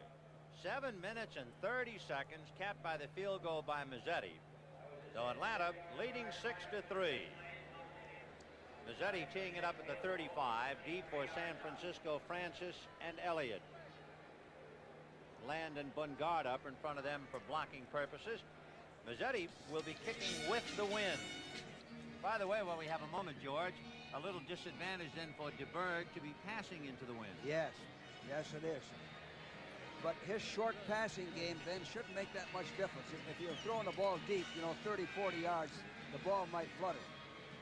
Well, here's Mazzetti's kick, and he hits a low knuckleballer despite the wind, and it will be picked up by Lendell Elliott to the 15, to the 20, about the 23-yard line. Ray Strong was there, along with Mayberry and Jones. So now let's see about San Francisco trying to come back. 1st and 10. The ball on the San Francisco 23-yard line. Remember, San Francisco got down to the Atlanta 1, and they were shut out. And that really is the big difference now. Kenny Johnson on defense. Going wide right. And DeBerg with Hofer and Cooper. And it's Cooper getting away from one man, still on his feet, and out to about the 25. Well, that's what they would like to do. They would like to be able to run that ball a little more and take the pressure off of DeBerg and not have to put it up. Help their linemen to counter the pass rush of the Falcons. Now, on that first down play, I wanted to see what the linebacker was doing. They had the weak side linebacker in a walk away to help Johnson. Oh, 2nd and 7, the ball just over the 25, almost the 26-yard line. DeBerg on a spin at a Hofer, and Hofer still on his feet to the 39-yard line and a first down.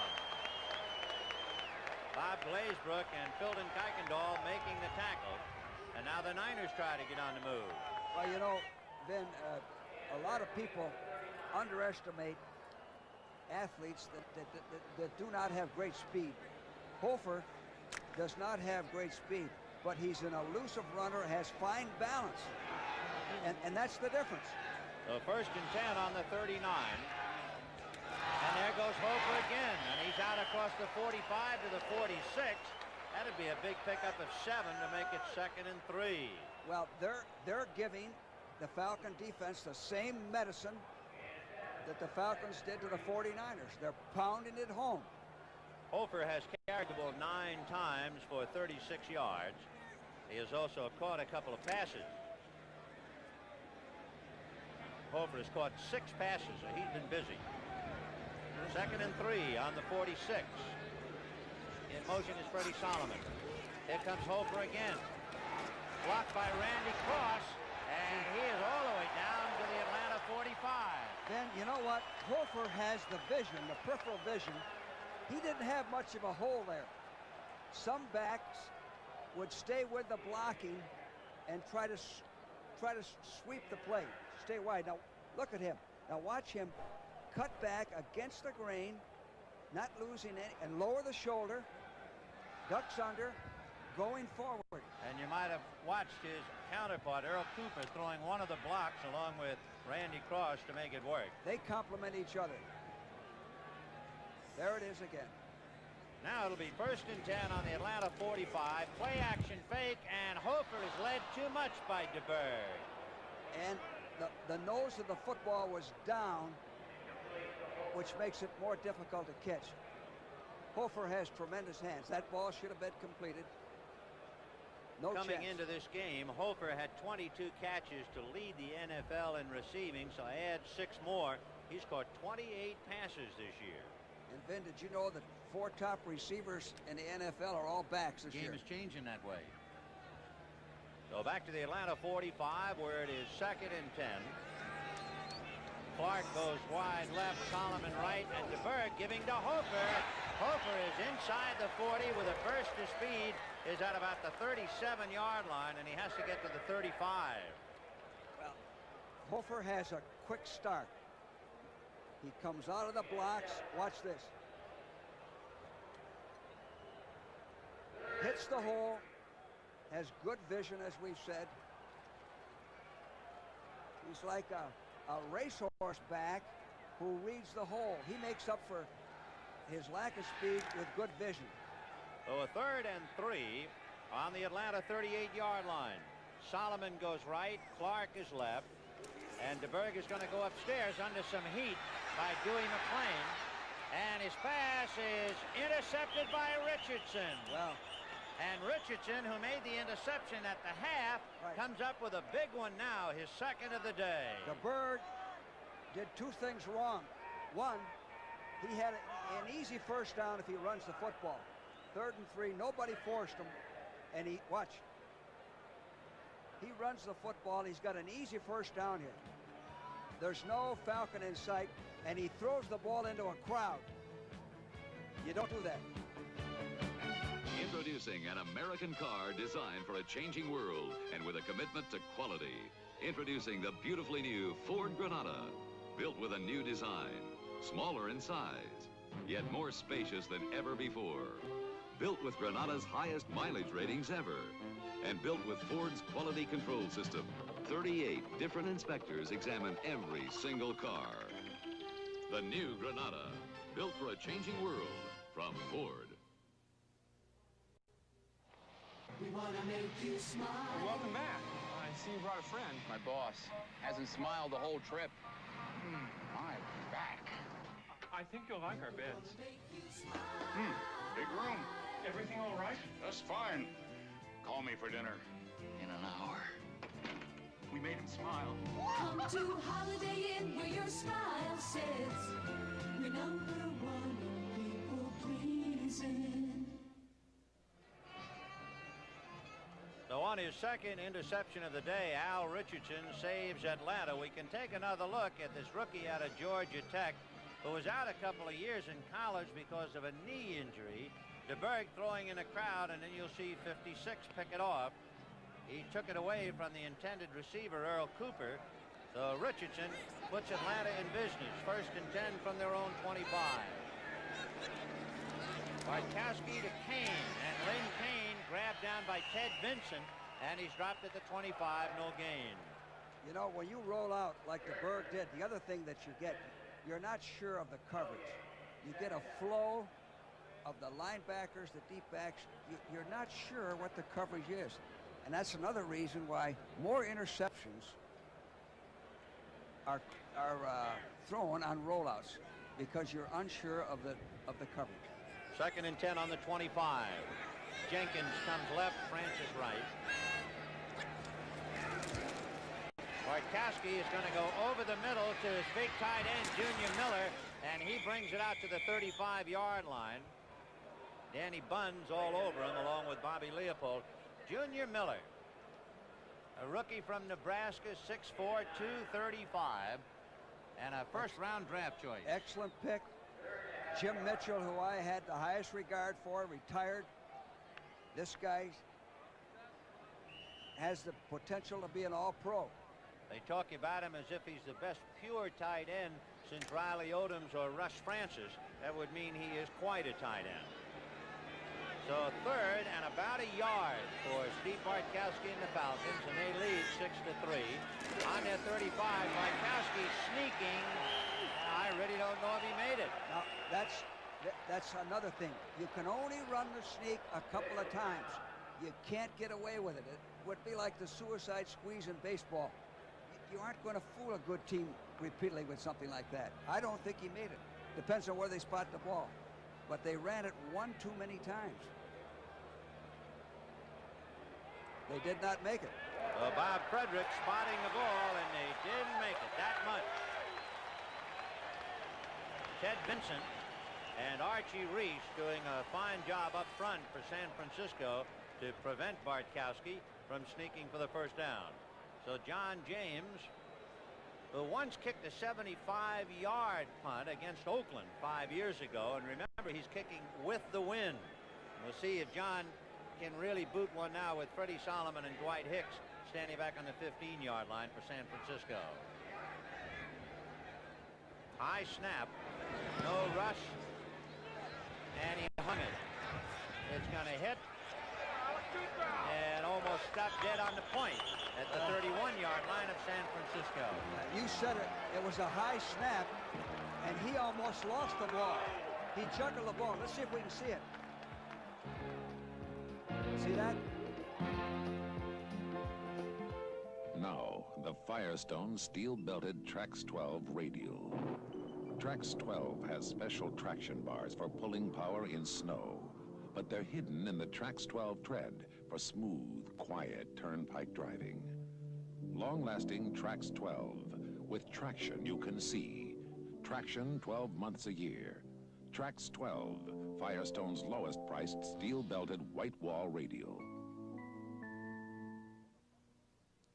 For the bottom of your engine, way down inside, there's a tough new oil, and it's called Gulf Pride. It's got two kinds of cleaners for the acid and the grime. It eats up dirt, water, and slime. It helps keep metal from scraping dry and fights those things that make a good car die. So remember your engine down here inside and the tough new oil that's called Gulf Pride.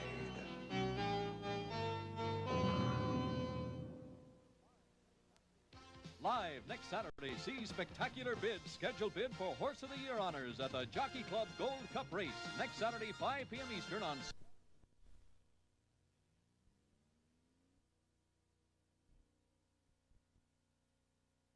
Ramson, a tight end, along with Charlie Young. Play action fake to Hope. Ramson, a tight end, along with Charlie Young. Play action fake to Hofer. And DeBerg under some heat. Hit, fumbled, and recovered by San Francisco. You know, Ron Singleton fell on it at the 25, back on the 20. You know, Ben, that's a good call, a play action pass. 63. Zeile makes the play. He's in there because he's a little bit better pass rusher. But the 49ers, neither team has been able to make a big play. The 49ers are known as a gadget team. By that I mean they'll run some sort of a play that could foul the defense up. This is what they're going to have to do to get a big play. Well, they're going to switch quarterbacks. That's what they're going to do. Joe Montana is in there now, 2nd and 21 from the 20. And let's see. With 1 minute and 8 seconds left in the third quarter, too much time. Yeah, that's what happens when you substitute. You don't get the man in there early. Atlanta has taken the momentum away from the 49ers. Delay, offense. That makes it 2nd and 26. The ball is on the San Francisco 15-yard line. Just moments ago, they started on their 31. So Montana sending Clark left and Solomon right. Hofer and Cooper behind him. And Joe's going to set up a screen on the left side to Cooper. And Cooper is out to about the 20-yard line, and that's all.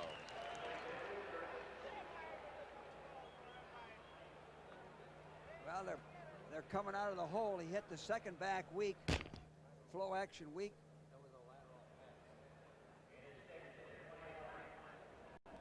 And now it's a matter of running ability and trying to pick up some yardage. It's a safe play for a quarterback like Montana coming in. That's his first pass. So it is 3rd and 20 for Montana. The ball is on the 21-yard line. They go slot left. And they give it to Hofer. Randy Cross blocking, and Hofer went down. I think he might have stumbled. never had much of a chance to move, so it'll be a 4th down, and San Francisco will have to give up the ball. Jeff Merrow is in there to mess up the play for Paul Hoper and the 49ers. Now, Ben, here's where your punter becomes your offense. They can't move the ball very well. Here they're run at 3rd and 20. Now your punter has to come through with a long kick. And the kick into the wind, and it's going to hang at about the 45-yard line, and that's where it hits and goes out of bounds right at the San Francisco 45.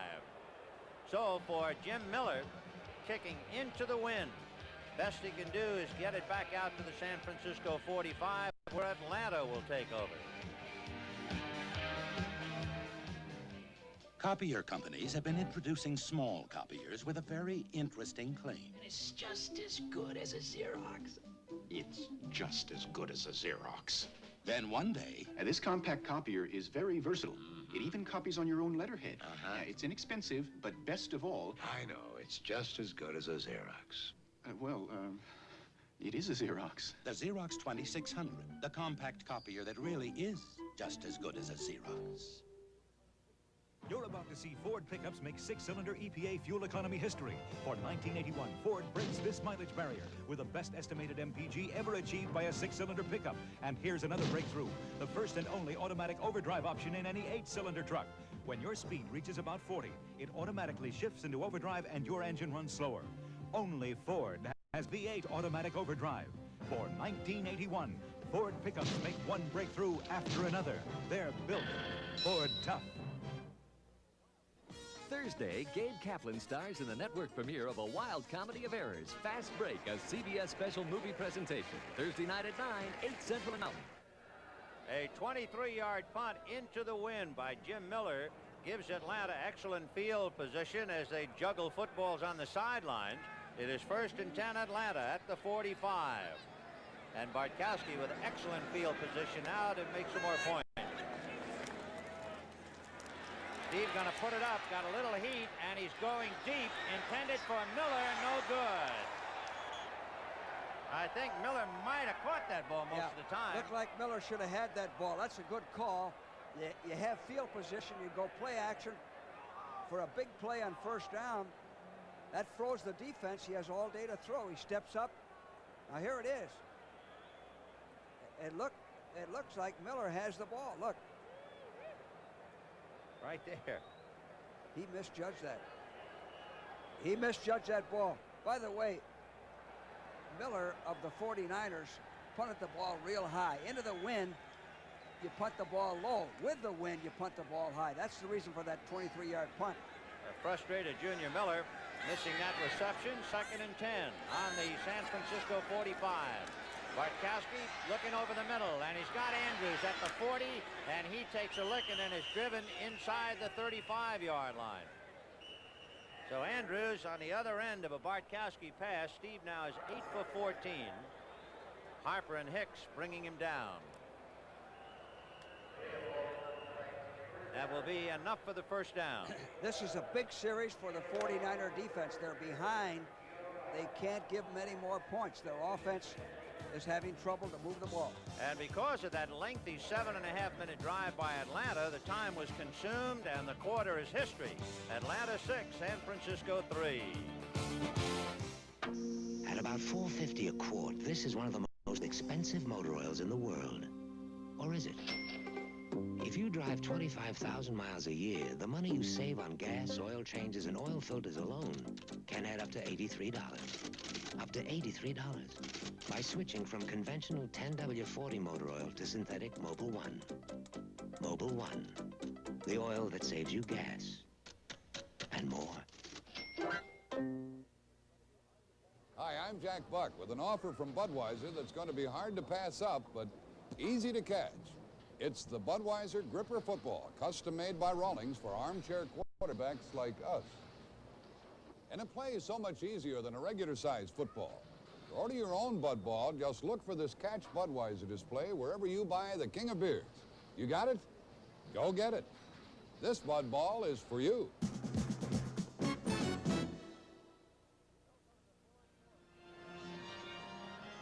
so we go to the 4th quarter here at Candlestick Park. Vin Scully along with George Allen Pull up a chair now and let's see how this one comes out with the Falcons leading 6-3. Bartkowski first and 10 on the San Francisco 34-yard line. Alfred Jenkins at the 30, inside the 25, and a necktie by Johnson, and a penalty flag drop. So Charlie Johnson might have gotten some iron, and a face mask will be called. We'll see. When you tackle that high, usually you get the face mask. He tackled him right around the neck. Personal foul. This is a vital series for the 49ers. I'm repeating myself. They're having trouble moving the ball on offense. They can't give the Falcons a touchdown here. They might give them a field goal, but that's the way you have to think. They can't score a touchdown. Personal foul. Shot to the head. 44 on the defense. First down. They call that Charlie Johnson. Here it is. And there it is around the neck, and then pull him down. Some backs tackle that way. First and 10 from the 12-yard line, and Lynn Kane trying to get outside, cutting back to the 10-yard line, and that's where San Francisco stacks him up. Up at the very top of that is Willie Harper. You know, that penalty is a judgment call. If it's clubbing, if you club with your forearm, then that's an illegal shot to the head or to the neck. Well, it'll be 2nd and 8. The ball is on the San Francisco 10-yard line. Atlanta holding on to the football throughout the third quarter in an extensive drive, settling for a field goal to take the lead, and now they have a chance to get on the scoreboard with the only touchdown of the day. That's Junior Miller, the big tight end, in motion. And Bartkowski looking right and just does get the pass away to Alfred Jackson, a touchdown. What a job Bartkowski did.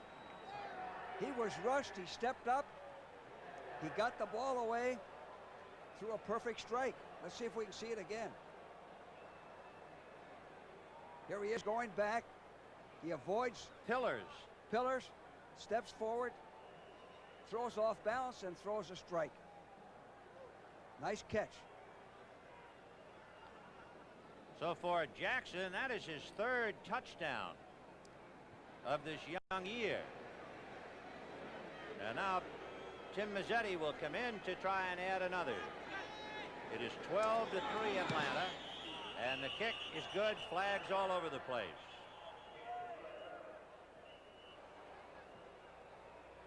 Low snap on that kick.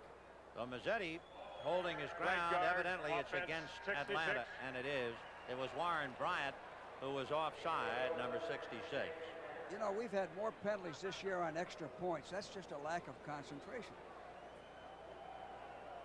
You take for granted you're going to kick the extra point and somebody goes in motion. Somebody lets down. Tim Mazzetti. He's an interesting kid, born in Brazil, raised over there, came back here and went to the University of Pennsylvania. You know, he missed one like this against the Vikings that cost him the ball game. Yes, Do you remember that, Ben? And how? So James holding at the 15. High snap, but he got it up and through. So Tim Mazzetti drills it. He's 9 out of 10 in points, and will return to Candlestick Park after this word from your local station.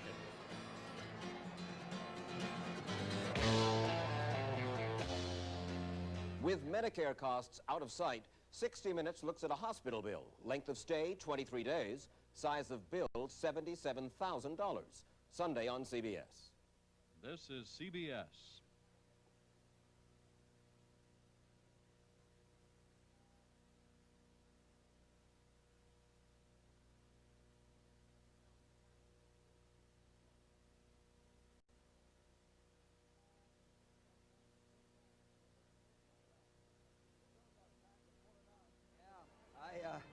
They still got time to pull it out, but they're going to have to. They're going to have to throw the ball, Bob. Land, Ramson, and Bungarda. Yeah. Well, you give me a call.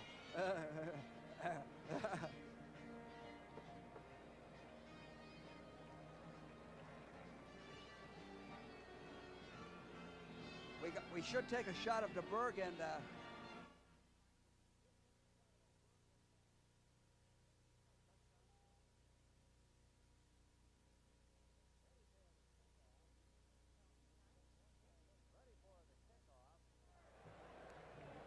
ready for the kickoff. We can take one more look at that pass from Bartkowski, getting away from Pillars and releasing to Alfred Jackson. There's Pillars, had him for the moment. He had a throw over Ted Vincent, and he found Jackson in the corner and the TD. The point after is good despite the penalty. So it is 13-3 Atlanta, and we have 14 minutes left in the game. Mazzetti kicking into the wind, and it will be Lenville Elliott from a yard in the end zone to the 10, to the 20, to the 25, falls across to the 26, and again Mayberry was the man to hit him.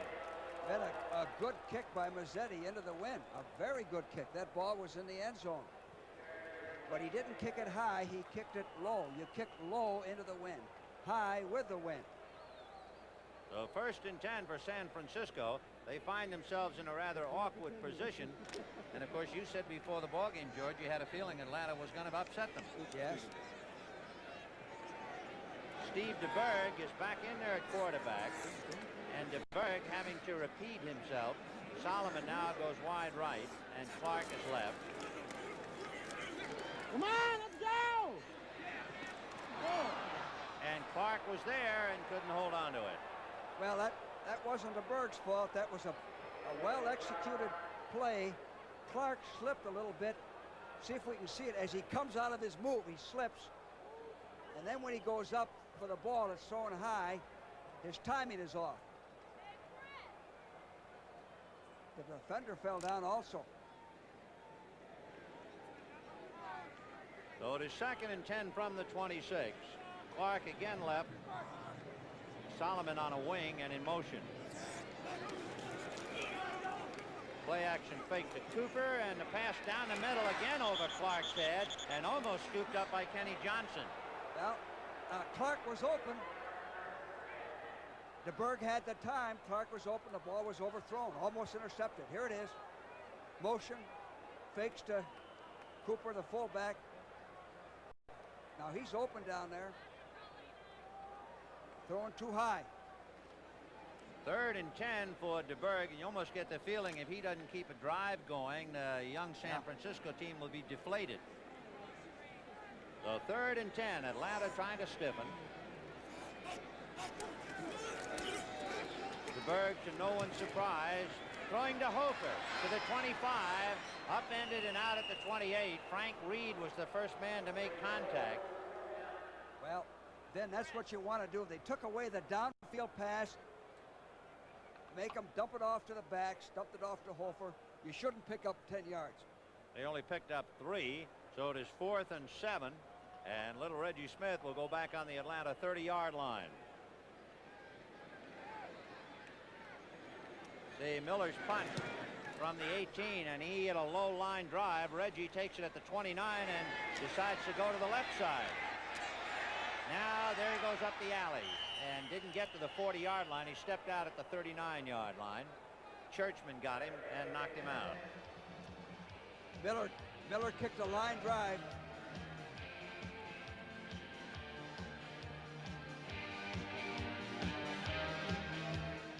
This is God speaking. Yeah, God. Haven't heard from me lately, huh? Well, I've been keeping busy. By the way, I just finished a new movie called Oh God, Book 2, starring George Burns. Now, I'm not saying that anybody who went to see God's first movie will fall out of favor if they don't see God's second movie.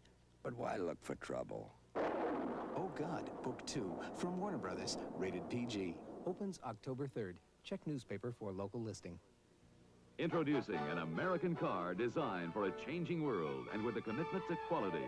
The beautifully new Ford Granada in a new smaller size with its highest mileage ratings ever and with Ford's attention to detail. Every door is hand adjusted. Every seat is hand fitted. Every car is examined by 38 quality inspectors. The kind of detail you can see, feel, and hear. The new Granada, built for a changing world from Ford. Live, Pedroza and Lockridge for the WBA featherweight title. Plus, highlights of the Acapulco Cliff Divers next Saturday, 3:30 Eastern on the CBS Sports Spectacular. The Atlanta Falcons have a good football team, a much better team than their record would indicate, and a large crowd here at Candlestick starting to get that feeling. 1st and 10 Falcons on their own 38. Bartkowski has Andrews and Kane, and he'll try Lynn Kane. Still on his feet, got out to about the 44. Ricky Churchman and Bobby Leopold bringing him down. Here's where the Falcons running game comes in. You're ahead 13-3. You have good field position. Keep the clock moving. Run the football. Make the 49ers stop the run. Then mix in a play action pass. 2nd and 5 for Bartkowski, and he goes slot left. There's Jackins inside Jenkins.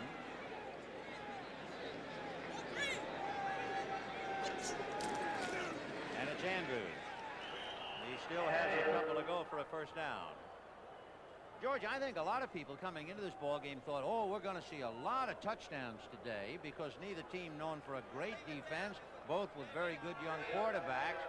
The two men who figured to move the ball a lot, Andrews and Hofer for San Francisco, and instead it has been a very low-scoring game. Yes, we haven't had one big play by either offense today, not one big play. The only way the 49ers can get back at this game now is a turnover, a big play by the defense or a big play on offense. 3rd and 3 on the Atlanta 46. And Bartkowski going over the middle to Junior Miller, and Danny Bunch finally brings him down with help from Dwight Hicks, but he more than picked up the first down. He went out of bounds at the 37. And you see, that was an excellent call. A short, safe pass, 3rd and 3, and let him run with the ball. Watch this guy run with that football. Let him pick up the yardage on the run. Don't take the chance and put the ball downfield for an interception. So the first-round draft choice, Junior Miller, comes up with a big play. They spotted at the 37-yard line of San Francisco, where Atlanta has it 1st and 10.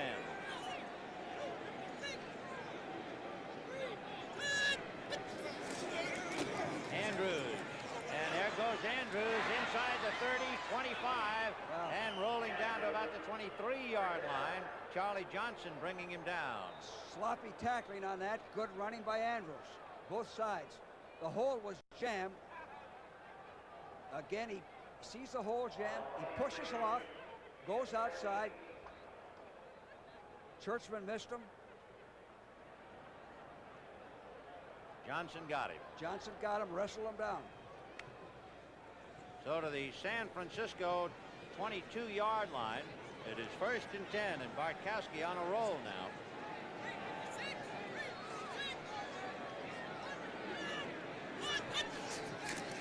He's going to try Lynn Kane, and he fumbles, hit by Pillars, and I think Atlanta might have recovered it. Yep, they did. Well, that's what we were talking about, that the 49er defense had to make a big play. Dwight Hicks almost came up with it after Pillars stripped him, but it got away from Hicks. Here it is.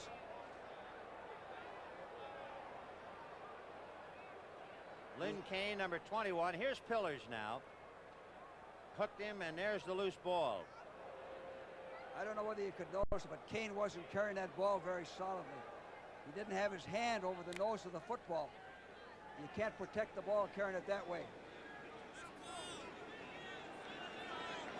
So 2nd and 12, the ball at the 25-yard line for Bartkowski. Andrews, the setback behind him. Steve looking left.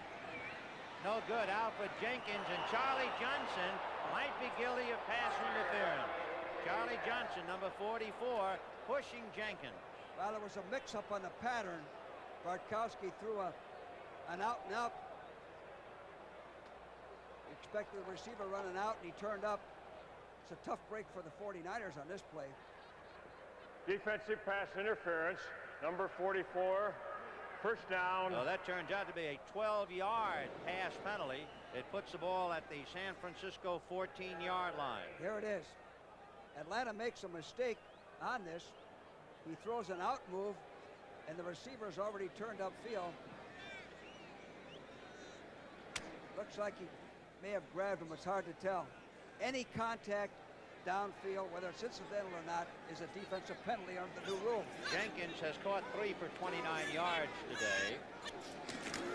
There goes Andrews, and Andrews barreling to the 10-yard line.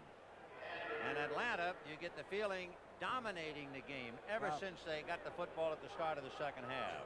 This series right now is the ball game for either side. 49ers defense has to stiffen. If the Falcons score a touchdown, they're in great shape. Lehman Bennett, Coach of the Year in the NFC a couple of years ago. Watching his Falcons come into San Francisco and try and upset San Francisco's apple cart. They're leading 13-3. 2nd and 6. From the 10, here's Andrews. And he got on his feet. He won't go down. And all by himself, I believe he might have picked up the first down. What a great third effort. Yeah. We've been talking about the leg drive that Andrews has. And also when you tackle him high like the 49ers did, he's going to drag you. Here it is. It's just a slant play to the fullback. Now he cuts inside of Harper. Harper loses him.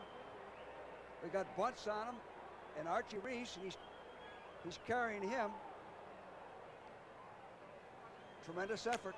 So it's 1st and goal on the 2. Take another look at Andrews, but the Niners have broken the huddle. Lynn Kane and Andrews behind Bartkowski. They'll go to Kane.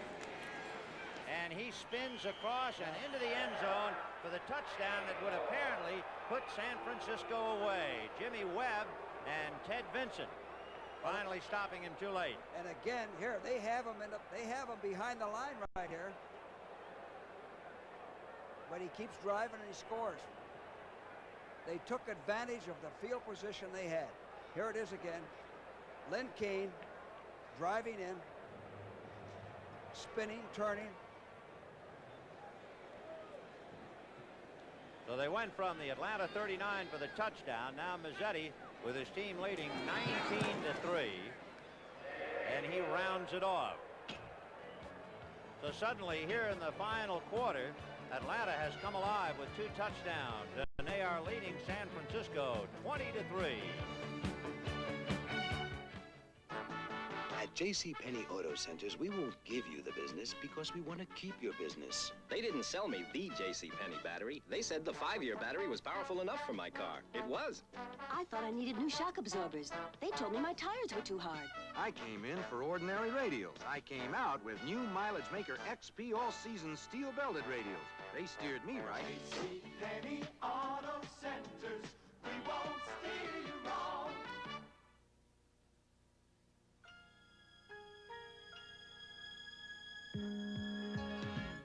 Taste Sheridan. Taste Sheridan. Come to a Sheridan. I love the taste of Sheridan's. You're gonna love every inch of the place. We've got taste. Sheridan, you've got taste. We've got style. For a taste of Sheridan worldwide, call 800-325-3535. We've got taste. Next Sunday, the best team in football gets even better. Phyllis George returns to join Brent Musburger, Irv Cross, and Jimmy the Greek, the NFL Today team of CBS Sports. A somewhat quiet crowd here at Candlestick Park as the Atlanta Falcons enjoying themselves, leading 20-3 with 8 minutes and 13 seconds left in the game. And Tim Mazzetti will be kicking to Phil Francis and Charlie Johnson. Johnson, for the first time today, going back to possibly return. He's double forward. However, it is a short kick. It hits, and Francis will take it at about the 3. And they're going to bury him down at about the 1. Ray Strong down there to hit him. James Mayberry and Ray Strong putting a lot of heat. Francis had to feel that ball. He couldn't let it bounce. It's a live ball. If the Falcons go down there and recover it, they have possession. He thought the ball was going to bounce out of bounds, but he was forced to pick it up. He has no chance here. So there's Ray Strong tackling him. And San Francisco not only down 20-3, only 8 minutes left, and they put it in play 1st and 10 from their own 4-yard line. On a draw to Hofer, and it is Hofer hit almost immediately by Curry as he crossed the 10. Buddy Curry, a hard-nosed rookie linebacker out of North Carolina, he was a number 2 draft choice. He's been playing very well for Atlanta. He's done a good job for him. He's very aggressive. He covers a lot of ground. Now the 49ers ran a draw there, which is all right coming out of the hole. They're going to have to put the ball up even though they don't want it in this area of the field. So 2nd and almost 7 for DeBerg as he moves Cooper slightly to his right. Passing from the end zone, DeBerg is going to hang it high and just off the fingertips of the intended receiver, Dwight Clark. Well, that was the first big play that they had a chance to complete. Clark should have had that. Now the ball, if we see that again, the ball fluttered just a little bit and went off of the fingertips. He ran an out and up. Here it is. See that? He should have caught the ball. That's Kenny Johnson defending, and Tom Pridemore came over to get in a lick. They're still going on Kenny Johnson. Still trying to get a big play on Kenny Johnson. 56,518. Seeing Atlanta dominate the second half, leading 20-3. You can see the 3rd down conversion. And DeBerg to Solomon. And Solomon is to the 40, to midfield. Richardson and Roland Lawrence chasing him. He's gone. 93 yards. Freddie Solomon out racing the Falcons. That makes it 20-9 Atlanta. Here it is. A stop pattern to Freddie Solomon. He does this on his own. Got away from Reed. Got away from Pridemore. Just use his speed now. Chased by Lawrence and Richardson, and he's gone. Well, that sure woke people up. Freddie Solomon, a 93-yard touchdown play. For Solomon, his 2nd touchdown of the year. Now Ray Wershing, out of the hole by Montana, kicks it through. That is the longest touchdown pass in San Francisco history. That doesn't seem right. 93 yards. Yeah, you would think there were some longer ones over the years. Take another look at it. DeBerg to Solomon, but it looks like he was going to be stopped by Frank Reed almost immediately, but Reed bounced off him. And that's all Solomon needed.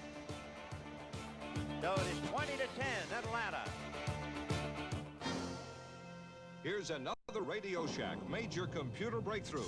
The amazing new TRS-80 Pocket Computer, only $249.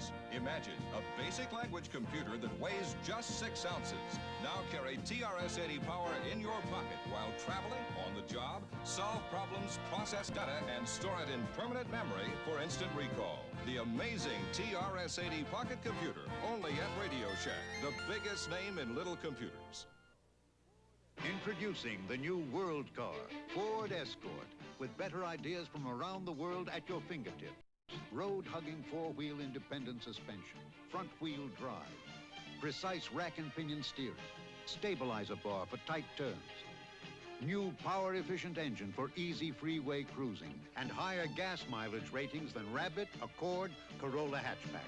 Ford Escort, built in America to take on the world.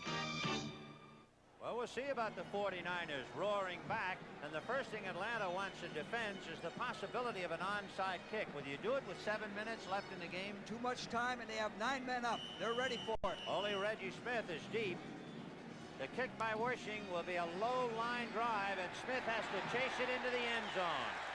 And it will not be returned, so Atlanta will put it in play.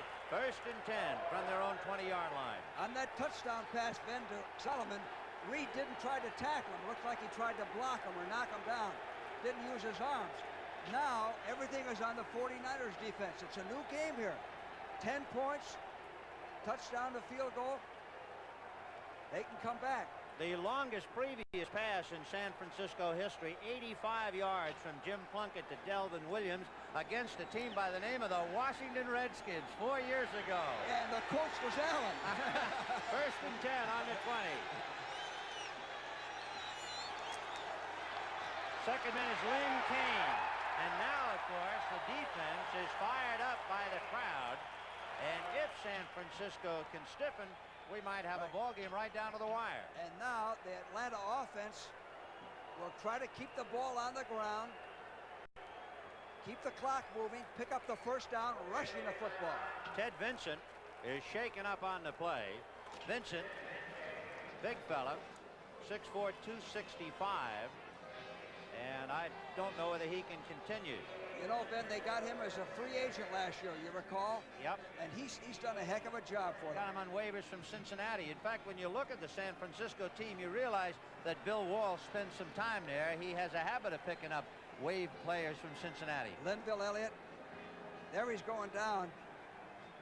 Number 70, Dave Scott, hit him and knocked him down. Jim Kroll will take over for Ted Vincent. But, of course, the 49ers lost a great young defensive end in Dwayne Board. Now they lose Ted Vincent. So it is 2nd and 8 on the Atlanta 22. Lynn Kane trying to get outside, and he is upended. Charles Cornelius threw a block at him. Danny Bunz finally brought him down. He got across the 25 out to the 28-yard line. Well, the Falcons ran a pretty good sweep here. This play almost broke. The 49ers did not defense this properly. Good blocking by the Falcons. They can run that again and make yardage if they defense it that way. Now we got 3rd and 1. What a big play this is. It's really about 3rd and 2, and we'll see how Bartkowski moves his ball club with Andrews and Kane behind him. Mayberry on a wing outside Junior Miller on the right side. McKiska, the tight end, on the left side. And they go to Andrews. And Bunz stripped the ball, but it's recovered by Atlanta. Danny Bunz stripped the ball. Yep. He had the first down. He had the first down. Danny Bunz knocked the ball loose. Here it is. He bounces outside. Now he's got the first down right here. And we talked about him not carrying the ball properly before. That's the 3rd Atlanta fumble, but they haven't lost the ball yet. And on a 4th down play, once again, John James has to come up with a big one, and he's kicking into the wind. Solomon and Hicks are standing on the San Francisco 35. John has had some trouble punting today, and he gets one high. That's his best kick of the day. Solomon goes back to the 20, fumbles, falls down, and holds on to the ball. 4.5 hang time. Very good. Tom Pridemore almost recovered Solomon's juggle. And don't you know the pro always comes up with his best play under pressure. That expresses it perfectly. He came through in the clutch. 56-yard punt for John James. The League of Women Voters invited President Carter to join the 1980 debates. He refused the invitation. Maybe it's because during his administration, inflation has gone as high as 18%. The number of Americans out of work has reached 8.5 million. Housing starts have hit a new low, while interest rates have hit a new high. Maybe he won't debate because he knows the real question is, can we afford 4 more years of this? The time is now for Reagan. Reagan for president. Professional diver Richard Stewart and his daughter Christy. What did they find beautiful and exciting? Stamp collecting. It's another way for us to explore nature together. Learn about exciting events and American heroes too. We collect U.S. commemoratives because they're beautiful. And fun. And it's something we can do together. When we come up for air. Collect the coral reefs, Block 4 at your post office now. Coming, the true story playing for time, starring Vanessa Redgrave, Jane Alexander, Shirley Knight, Marissa Berenson, and Melanie Mayron. Tuesday night. With 5 minutes and 25 seconds left in the game, Atlanta leading San Francisco 20-10. San Francisco first and 10 on the 49er 18-yard line, and DeBerg asking for quiet. In motion is Freddie Solomon.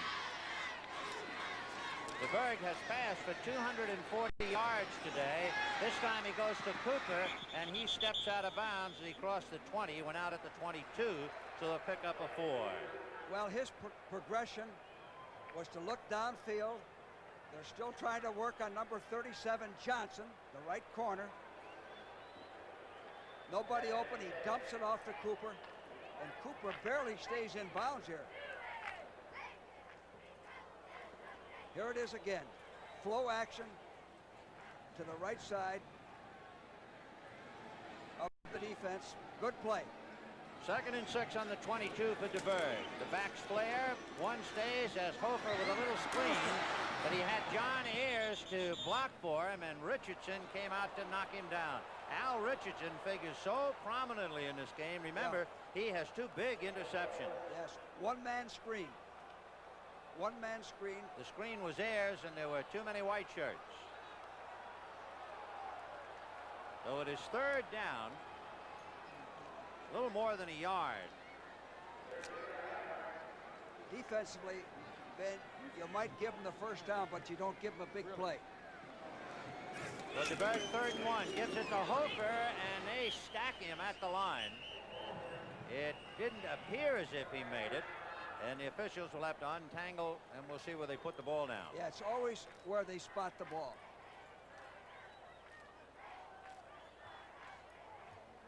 In that situation, first down. Sometimes you gang up and you try to stop the run, they get a big play on you. So Hofer just did squirm another inch and got the first down. And Bill Walsh has 4 minutes and 29 seconds for the 49ers to catch the Falcons. And Lehman Bennett leading 20-10. It's that pacing time on the sidelines, George. That's when it's nice to be up here. 1st and 10, 28. Play action fake. DeBerg completes it to the tight end, Eason Ramson, across the 45. Remember, Ramson had been shaken up earlier in the game, but he makes the reception, and they'll spot it at the 47. You know, 1st and 10. Then a good pass here. He might make a long look. He has to dive for the ball. It brings him to the ground, but he was open. A good pass. He could go on another 20 yards. DeBerg now for 268 yards. Ramson going down on his own. Pridemore making sure he stayed down. DeBerg to Cooper, and Cooper shaken up by the presence of Dewey McClain, and had to go off his hands. He was probably looking for McClain. Exactly. He knew that McClain was there. He wasn't looking at the ball.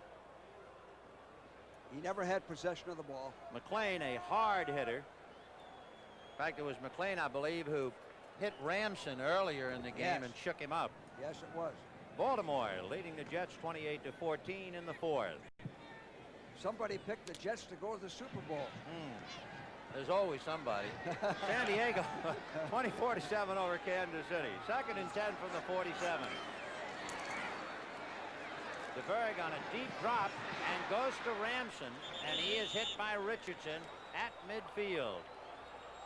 And the clock is running with 3:24. Atlanta's playing smart. They're giving them the short stuff. The short stuff won't beat you.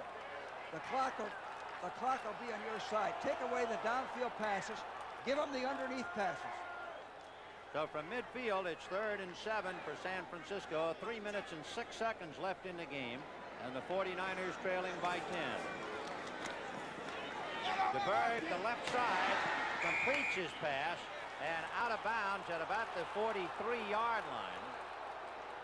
And Dwight Clark made the catch. Excuse me, Ben, and they're still working on Johnson, 37. I believe he got the first down. They're going to double check. He went out in the vicinity of the marker. Here it is.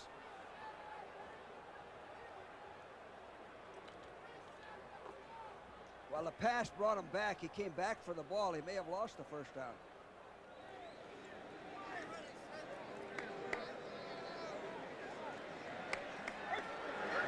First down with 2 minutes and 48 seconds left in the game. San Francisco, and Bill Walsh at the helm. trying to get back, but they're down by 10. The ball on the Atlanta 43-yard line. Out of the eye with Cooper, the up back.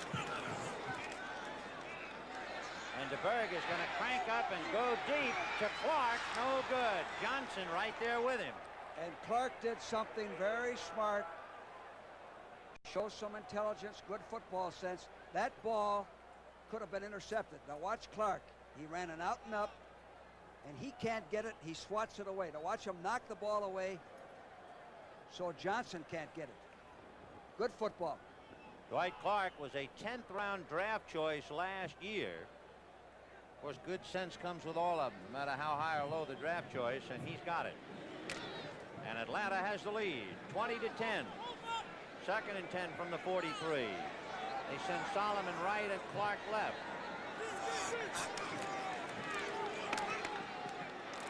DeBerg over the middle, and Clark makes the reception for the first down at the 30-yard line. He was hit by Kenny Johnson. Geez, are they working on Johnson over there? Everything is in that area of the field. With 2 minutes and 17 seconds left. Kenny's a rookie from Mississippi State. First and 10. DeBerg, a little release to Hofer. Hofer bounces up 2 people and gets inside the 20. Buddy Curry had hit him first, but he bounced off Curry and did it on his own. Pennywell and Johnson bring him down. Paul Hofer, he's a hard nose. He shows his balance here. He's hit and keeps his balance. 2-minute warning. Watch this. That's Curry, that's Richardson.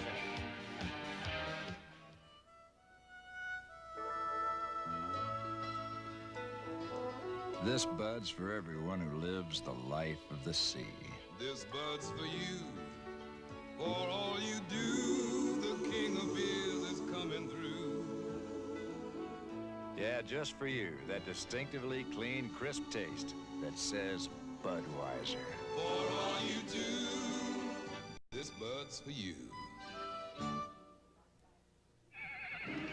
Mustang! The sky's the limit for 1981. Now Mustang's available with a rakish new T-roof. Mustang, born to run with the wind, sure-footed to handle quick turns. Mustang, a world of high gas mileage you might not expect from such a high-spirited car. Mustang! Capture a Mustang, America's most popular sports car. From the world of better ideas at Ford.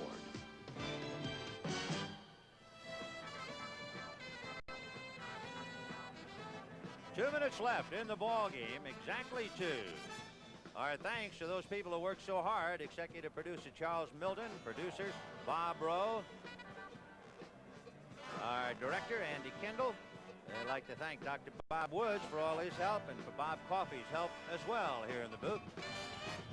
And all the other fellows who have worked so hard to bring it to you. 2 minutes left. It is 2nd and 1 for San Francisco on the Atlanta 19-yard line. 20-10 in favor of Atlanta, and it looked like they had it made until Freddie Solomon went 93 on the pass, and that just woke everybody up. That big play, shoddy tackling. Let's see if the 49ers continue to work on Johnson over there. The Atlanta defense has to give him a little bit of help because Clark is going to be on him again, and Clark has a height advantage. There's Kenny Johnson. He's 5'10", 176-pounder, only 22 years old. He was the 5th round draft choice, and the San Francisco 49ers are trying to age him a little. And Clark is 6'3". And Clark is coming wide left where Johnson is. 2nd and 1. In motion is Hofer. DeBerg looking right, and now he's going to swing it to Cooper, and Cooper goes out of bounds on a 2nd and 1. He picked up the first down and stopped the clock. Cooper did the right thing. He got the first down, got out of bounds, and stopped the clock, because in order for the 49ers to have any chance here, they have to score this series. Doesn't matter whether they score 3 or 7, either one. And you don't get to try to get the touchdown so badly that you don't get a field goal, because you got to score 10. 1st and 10 on the Atlanta 17-yard line. We have 1 minute and 53. Each team with 3 timeouts. DeBerg getting some heat and dumps it off in the end zone to Clark. And he goes out at about the 2-yard line. And again, it was Clark going against Kenny Johnson. Yeah. And what the Falcons did, they came with everybody. Dewey McClain almost got him. One-on-one. The defensive back has to take away the inside, which Johnson did. And wait a minute, there's a flag on the play. And it will be against San Francisco. So scratch that play. That was holding offense number 68. So Ayers guilty of holding, and a big holding penalty indeed. The 49ers are furious. Let's take a look at it. Well, they came with more rushers, more people than the 49ers could pick up. It looked like he tackled them there. So with 1:47, it is 1st and 20 from the 27. And DeBerg going for the downs to Clark, and he couldn't hold it. He had Johnson beaten in the end zone, but he couldn't hold on to it. Had a touchdown. I'll tell you what, they've thrown the ball to Clark so much that he's running out of gas. Watch this. DeBerg has done a tremendous job these last 2 plays. He's got all day to throw. He threads the needle. He's got him beaten. Should have had that ball. You realize what kind of a ball game this would have been had San Francisco scored or even kicked the field goal when they had it 4th and goal on the 1. Exactly, Ben. So now we have 1:40. DeBerg has passed for 304 yards, but he's losing, and that's really all that counts. 2nd and 20 from the 27. And he'll go for another big yardage scoop. No good. Intended for Paul Hofer. And Pridemore down there to break it up. I'll tell you, DeBerg has shown me something today. He's putting the ball on the money. Now, that's good defense by the Falcons. Tom Pridemore, they tell us, ran for the House of Delegates in West Virginia, and if he wins the election in November, he'll be more than a football player. 3rd and 20 from the 27. Here it is. 1:35 left. Play action. Good defense. Well, he's not going to get a vote from Hofer as DeBerg battling the Falcons and the clock. Going in the end zone deep, and Cooper! And there's a flag down. It's on Atlanta. The penalty's on Atlanta. Atlanta's offsides, I believe. Earl Cooper, the rookie out of Rice, gathered it in. Great catch. With 1:28.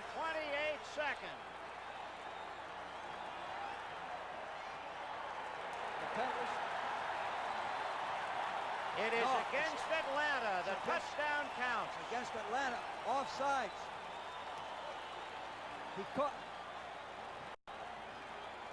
And I hate to say it, but there's Kenny Johnson. They only need this right half of the field. They don't need the other half. Boy, it's tough to be a rookie in this league, isn't it? You got to give him some help. With 1:28, Ray Wersching now has to kick it through to get San Francisco to within 3. The spot, the kick, it's good. We've got 1:28 left. Atlanta 20, San Francisco 17.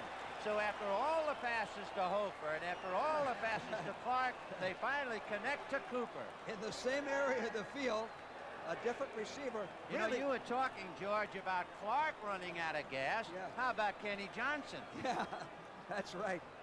You know, I've had situations like this. You got to give Kenny Johnson a lot of help. They're working on him. There's no rookie that can handle a receiver alone.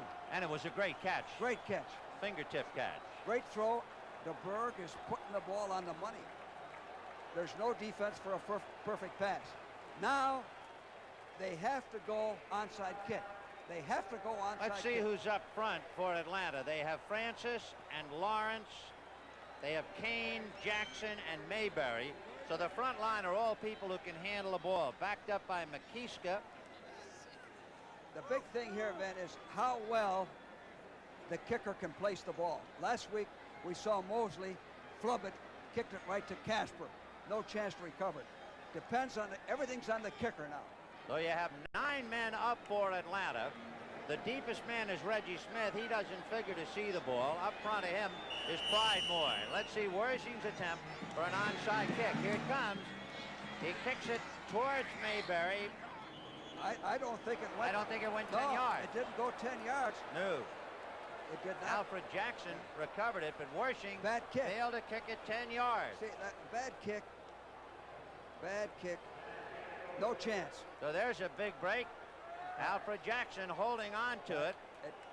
It comes right down to the special teams. Decides the ball game one way or the other. And now Atlanta with everything its favor. The time, the score, and field position. On the San Francisco 44. 1 minute, 27 seconds left in the game. Here comes Lynn Kane inside Andrews' block. And he got down to about the 41. Well, they have to use all their timeouts. The 49ers have 3 timeouts remaining. They got to hope to stop them, use all 3 timeouts, then go for a block kick. Or strip the ball here, force a fumble.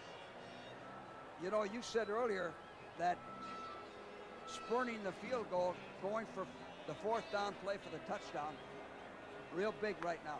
And how the Atlanta defense has to get a tremendous pat on the back. And, of course, the San Francisco offense will have to live with the choice and the results all week long. They had a 1st and goal situation. San Francisco had it 4th and goal from the 1, elected to go for the touchdown instead of the cinch field goal. Came up empty, and that is now the difference in the game. You know, in every game the Falcons have had this year, whether they've been behind or ahead, it always ends up on the last series. For Lehman Bennett, he came in here as the youngest head coach in the NFC, but he's aging rapidly with these Falcons. So 2nd and 7 on the 41 for Bartkowski with 1:20 left.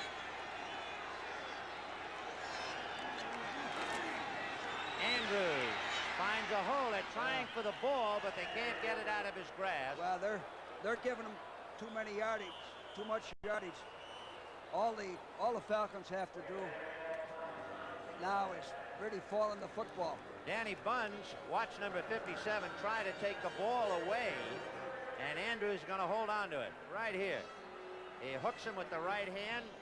Andrews said, not this time of day. Well, everybody should be up tighter. Those defensive backs are playing too deep. If they're going to throw the ball, let them throw the ball. You got to stop the running game. They aren't going to take a chance and throw the ball. The defensive backs should be up there almost like linebackers. By the way, the Falcons with 3 timeouts left, the 49ers only 1. William Andrews has carried for 98 yards, 19 carries. He has been the horse. Lynn Kane has carried 15 times for 56 yards, but Andrews is the outstanding running back of the day. So 3rd and 2 from the 36. And he'll go to Andrews again, but he runs into his own man and goes down. They played it perfectly that time. They were up there tight. 1:03 left in the game. No timeouts left. They used their last timeout. Now, Ben, you know, as a coach, you got to decide: am I going to punt the ball, or am I going to go for it? They're going to punt the football. John James has a reputation of being about as good a pooch kicker as there is in the league, and we'll see if he can arrow one short of the end zone. He has kicked 6 of his 14 punts this year have been inside the 20-yard line. And you know, you said it earlier, the pro comes through in the clutch. Remember that one punt that he had a kick? He hadn't punted well all day, against the wind, had a great hang time. Again, same thing. John James was averaging only in the 30s, which is a shock. And then when all the chips were on the line, he punted one for 56 yards. And I'll tell you one more thing, Ben. My gosh, Seattle upset Washington. Blocking the kick here, you can't worry about roughing the kicker. You got to go in there, sell out. If you rough them, take a chance, because your only chance, you're not going to return a kick for a touchdown. John James has had only 3 of his punts blocked in 9 years. So there's the veteran. Outstanding punter. Hicks is deep on the San Francisco 10. 1 minute and 3 seconds left in the game. Trying to get San Francisco to jump. Bad snap, but he got it away. Gee whiz. And Hicks standing watching that ball bounce and kick, and it's going to go out of bounds. Let's see where they mark it. Just about at the 10-yard line. What a break the 49ers got. They had the punt block on, and you want a bad snap. And they still didn't rush it. Still didn't get it. So John James kicks it out, and they'll spot it at the 10-yard line. And there you have it with 54 seconds left. Now San Francisco has 2 timeouts left, but they got a long way to go. You go for a field goal here. You're shooting to get a position for a field goal. Which is the point. If San Francisco gets in any kind of distance, they will be kicking with the wind. But DeBerg has to move them. 1st and 10 from the 10. Only Cooper alone in the backfield. DeBerg from the end zone. No good. Well, you know, then rolling out gets you away from the rush, but it brings everybody in the area where you're going to throw. Did you notice that? They had everybody over there. Hofer was there, and there must have been 6 white shirts around him. No chance. We'll see if they still go back on number 37 Johnson here. If they still go to the well one more time. 1st and 10 on the San Francisco 10. Paul Hofer comes out.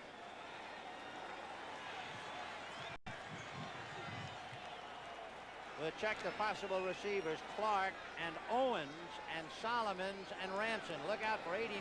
Right. James Owens. He's a speed burner. DeBerg back to the end zone. But he's going to give it to Cooper, who dropped it. And he might have heard Pennywell. Pennywell's key was Cooper. Don't be lulled asleep by the 3 receivers on one side. Pennywell stayed right with him. And now suddenly it is 3rd and 10 for DeBerg. And 43 seconds left. He's got to get the first down here. He's got to go deep. He can't be fooling around with the short stuff and hope they're going to run for a first down. He's got to throw a pattern to get 11 yards. Don't fool with 10. Get 11. They're putting Dwight Clark over on the left side. That's Kenny Johnson's side. And let's see if they try to exploit the rookie in the clutch. And they're going over there towards Hofer. Hofer not getting out of bounds. He tried to get out. He couldn't do it at the 20. You know why? He was trying to get the first down rather than get out of bounds. 27 seconds left. And I think it'll be barely the first down. He got it. Yeah, you're better off to save the time. You need the time here. Richardson had hooked him to slow him up, but he got the down. Now DeBerg has to go deep down the right side, right in and out of the hands of Freddie Solomon, who was standing at the 35-yard line. I think he was looking into the sun, don't you? I'm surprised they're going that way. I was just going to say, that's the tough catch on that side of the field. Over here, they still have a first down or 10, 12, 14-yardage on Johnson's side if they want it. Johnson's playing so deep that you can't get behind him. 19 seconds left in the game. It is 20-17 Atlanta. You got time for 4 plays with 19 seconds if you throw the right pass. James Owens, number 89, is in there on Kenny Johnson's side on a 2nd and 10 for DeBerg. Instead, he goes short to Cooper, who steps out of bounds at about the 24-yard line. Buddy Curry was there to drill him. Well, you see, the Falcons are giving them the short stuff. They're playing deep. You can't get behind them. Good, smart defensive football. 3rd down and 6. 12 seconds to play. DeBerg is 32 for 50, 345 yards, and let's face it, it doesn't mean anything if you lose. Yeah, that's like getting about 15 singles. 12 seconds left in the game. They send Clark left. Ramson and Freddie Solomon go right. Hofer is in a slot left. And DeBerg now has to loosen up and leads Hofer too much. And we have 7 seconds left. They're trying to get behind Johnson. They can't do it. He's playing 20 yards deep. DeBerg was trying to go downfield deep. Then the last second, he dumped it off to Holford. So unless there is a bomb in the last 7 seconds, San Francisco, undefeated coming in, will lose, and for a good Atlanta club, they will get to the 500 mark. They got to send Owens, 89, on a go pattern. Let DeBerg throw the ball as far as he can and hope they get a big play out of it. Ramson and Solomon and Owens. They go 3 receivers on the left side. And this is it for Steve DeBerg and the 49ers. And he is sacked.